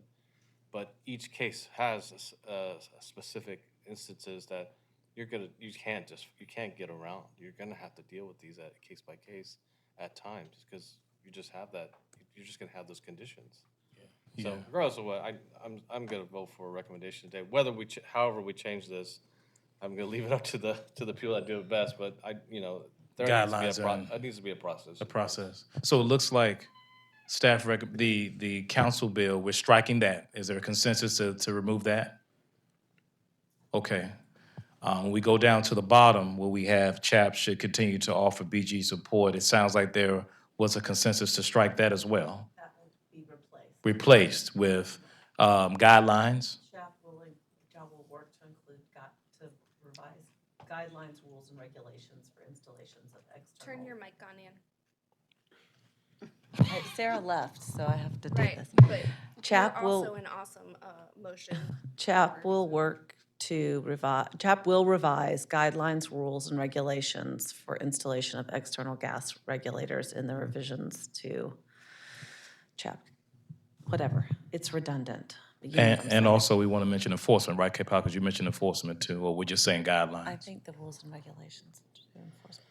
I mean, it should be a part of that Right. procedure, but I mean, Right. again, it's an issue that we got to deal with at the design guideline level where, you know, and bring in, you know, the Department of Enforcement, Code Enforcement. That's right. Because again, it's not just here, it's where construction happens, it's built out there, and it's still not to code, not to plan. And there has to be something in place for what the issues that they're seeing now is that work is being put in kind, but not, right? And now who's gonna have that accountability to come back and force them That's to right. do the work right? We don't have that in place right now for all construction, not just for this. Well said. Well, we do, the HCD does enforce Article 6 of the city code, and we send out inspectors on a daily basis, basically, for alterations that do not meet the scope of work or done without permits. So that is part of it. So, I mean, there is a process that is in place. Commissioner Wood's question of, you know, is this a building permit or is this a right-of-way permit or is it both? It will be both if City Council Bill 23-0421 gets approved. But we could definitely put in there, you know, looking at the enforcement issue. Okay. All right, we've made the changes. We've been here for a couple hours. We got one more. Go ahead. I'm sorry. No, I actually, I'm not comfortable. I mean, people can vote how they want, but I'm not comfortable unless we deal with the first bullet. You know, I know that Commissioner Langmead stepped away, but she'd offered a good thought about, can you read what it? Yeah, so that would be, staff recommends that CHAP disapprove exterior gas regulator installations on properties that have less than 6 housing units, non-residential properties, or for properties that have existing gas service, comma, unless exterior gas regulator is requested by owner? Is that what you were thinking? Along that lines. So, but unless requested, yes, but I think my question, one, it's really a thought as well, is the ability for BG&E to have an ATP, or what is the law that allows BG&E to have an ATP without owner consent? Like, what is already guiding that? Like, I don't even understand that part. Let me ask this. Someone mentioned the Colmar here. Through, was that you? Can you come up for a second? Is it because they're a utility? Like, I'm really curious. It's part of the utility, and they have an agreement with the city of Baltimore, and they do have rights to the public right-of-way to do things to that. And they also have agreements through the Public Service Commission. They have a tariff that probably speaks to their relationship with their customers. Since you both are up, I want to give you both opportunity to speak to that. Come on, whoever was going. Of course. What's the specific question? Colmar, the what? Go ahead. I'm sorry, Commissioner Woods. No, I'm curious at what is giving BG&E the authority to do the external regulators currently without property owner consent? So I'm going to answer. I'm an engineer, so caveat that I don't have counsel here. But my understanding is that the statute in Maryland gives the utility broad discretion about how to design and operate all of the components of the system that they own. So we will get into, and this is the reason I advise caution to this commission, that the Public Service Commission's order and the utility statutes would somehow be in conflict with whatever you were to agree upon and approve today, it could create other challenges, unforeseen challenges. You've read those articles, I don't know if you can comment differently. Two things. So there is a dispute right now whether or not BGE has authority to install this without the permission of the homeowner. Gotcha. The way they have executed this in the past, so Mr. Toppings, for example, the way they asked him to give consent to let him come in was to say, we can decline and terminate your service if you don't allow us in, because the gas service tariff, according to BGE, allows them to decline, to discontinue service if the customer declines reasonable access to their equipment. Gotcha. We took the position, can you just finish? We took the position that that does not allow them to terminate service for declining new equipment, and that was the position that was adopted by the judge for the purposes of the temporary restraining order.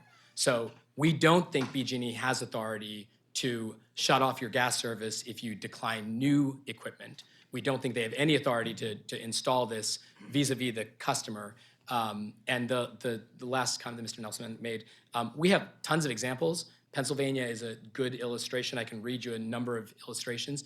Some cities have historic districts that have said we prohibit them in our historic district, and that coexists with a service commission decision or Pennsylvania law. So Pennsylvania law is a good example. The city of Carlisle, the city of Philadelphia, there's a number of cities in Pennsylvania where their historic districts have adopted a prohibition despite the fact that there is a broader law.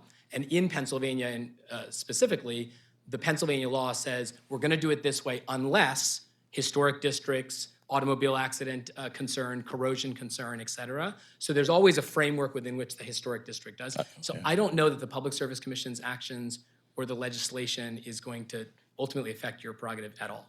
Okay, thank you both.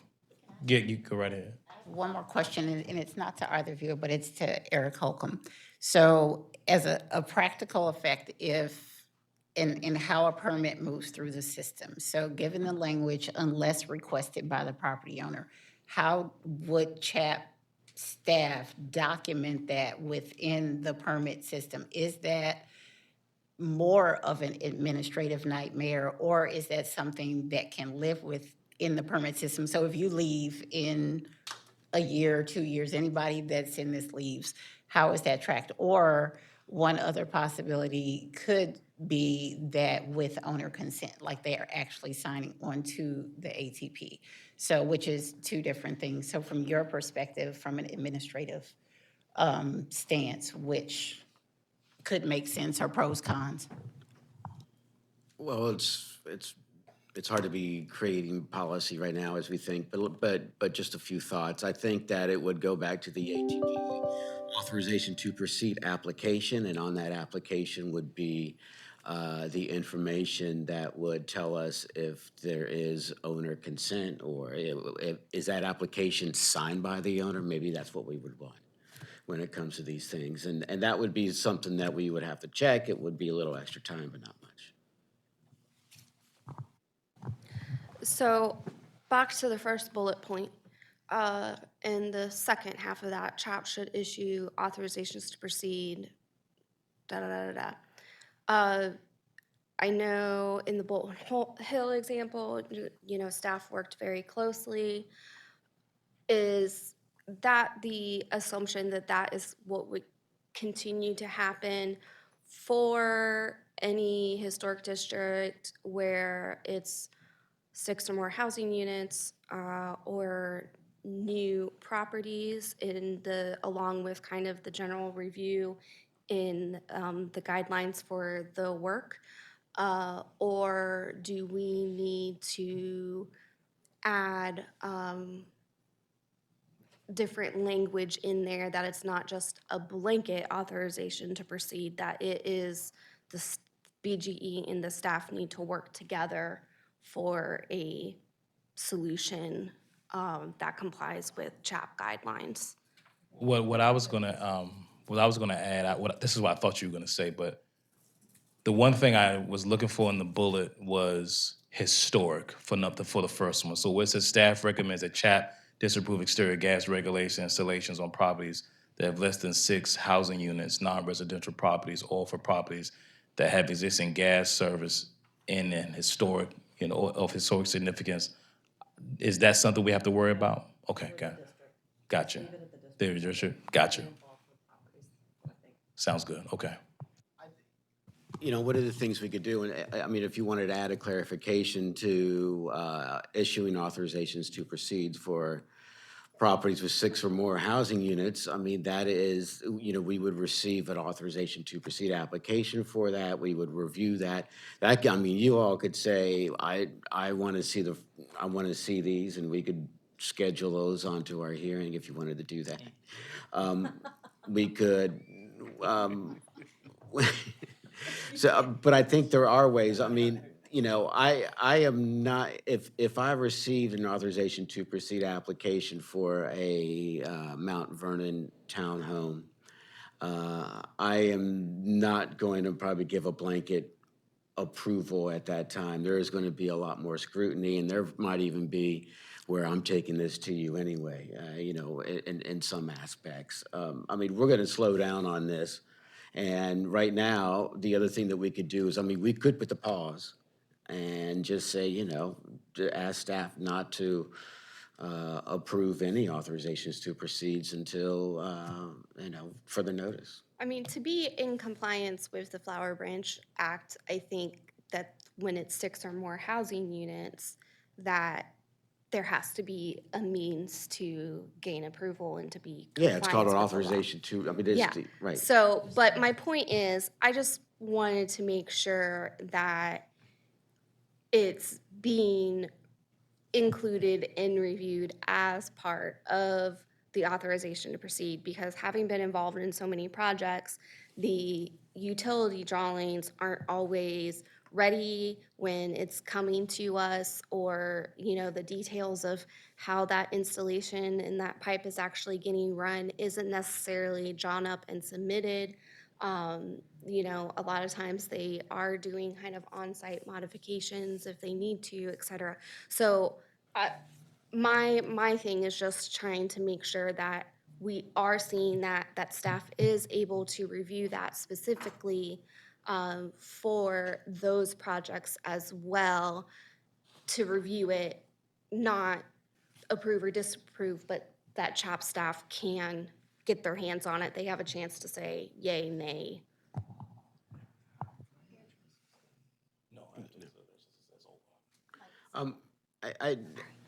I mean, that's a good question. I could work with BGE to make sure that in these new constructions or something that we do get to be able to see them. But usually, and maybe this is a question for BGE, I mean, you all you have to approve the gas work as it goes in, and that would go through your shop. And if that's the case, you would look to see what's in a local district. And if it is, you'd call us or send us an ATP.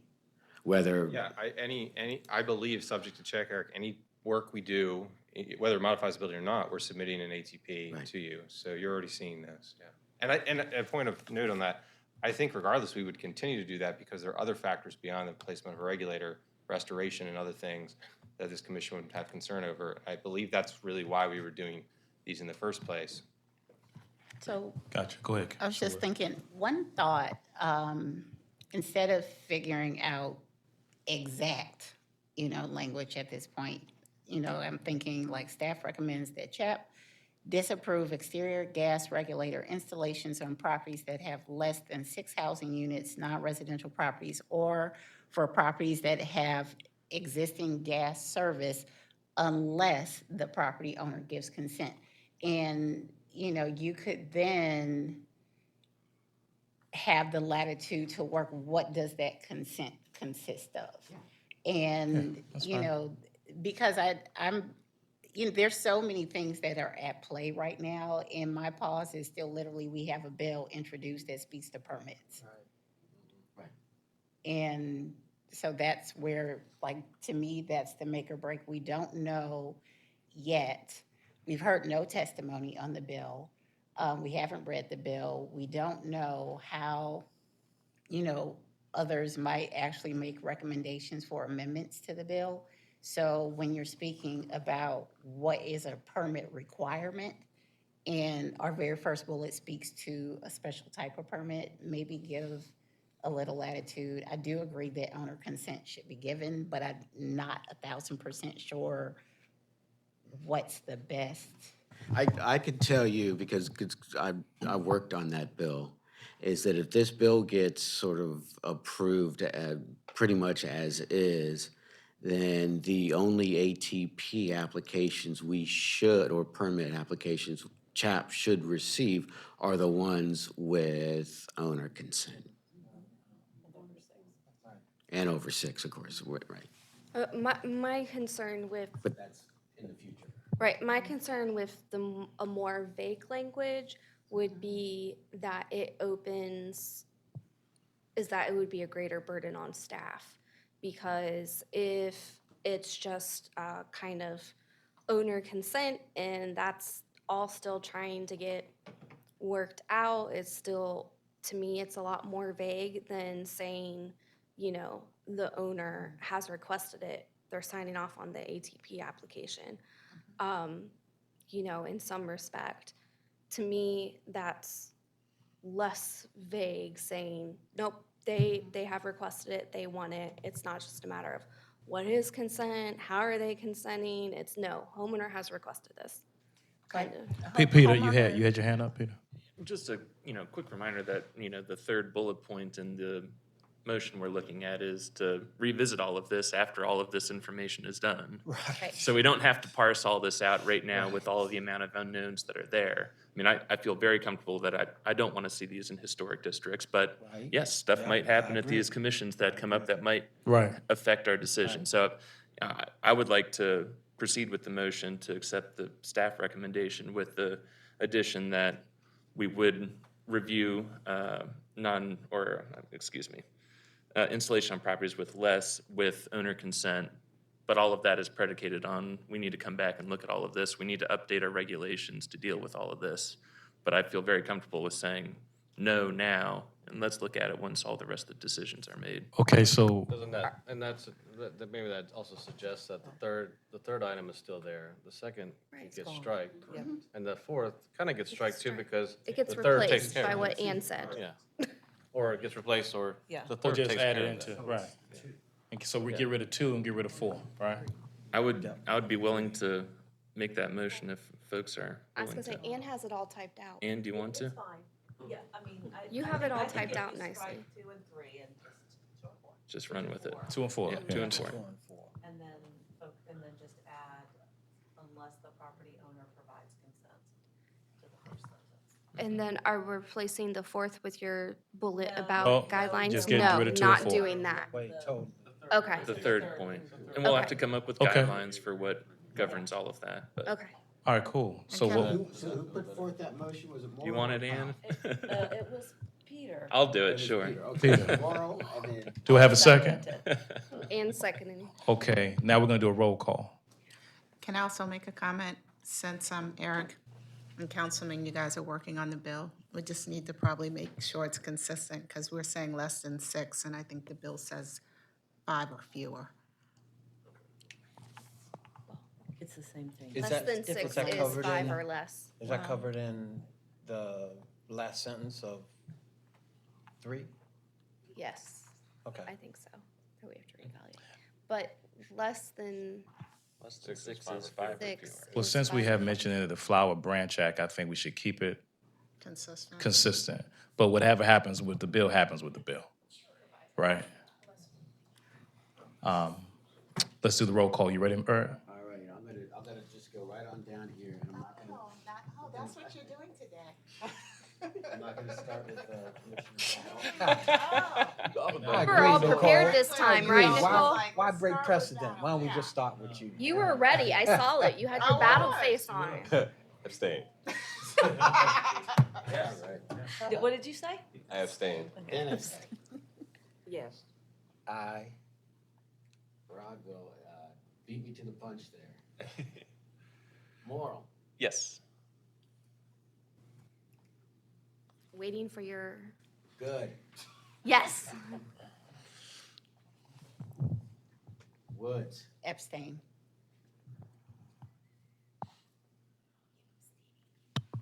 Leon. Aye.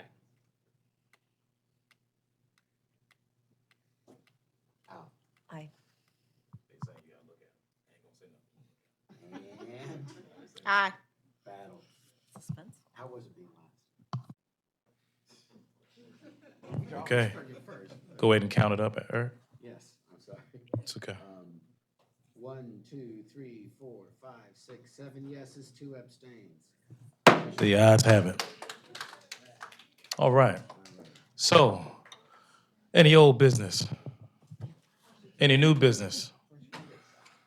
I close this meeting at 4:12 p.m. on August 22nd, 2023. Thank you all for attending.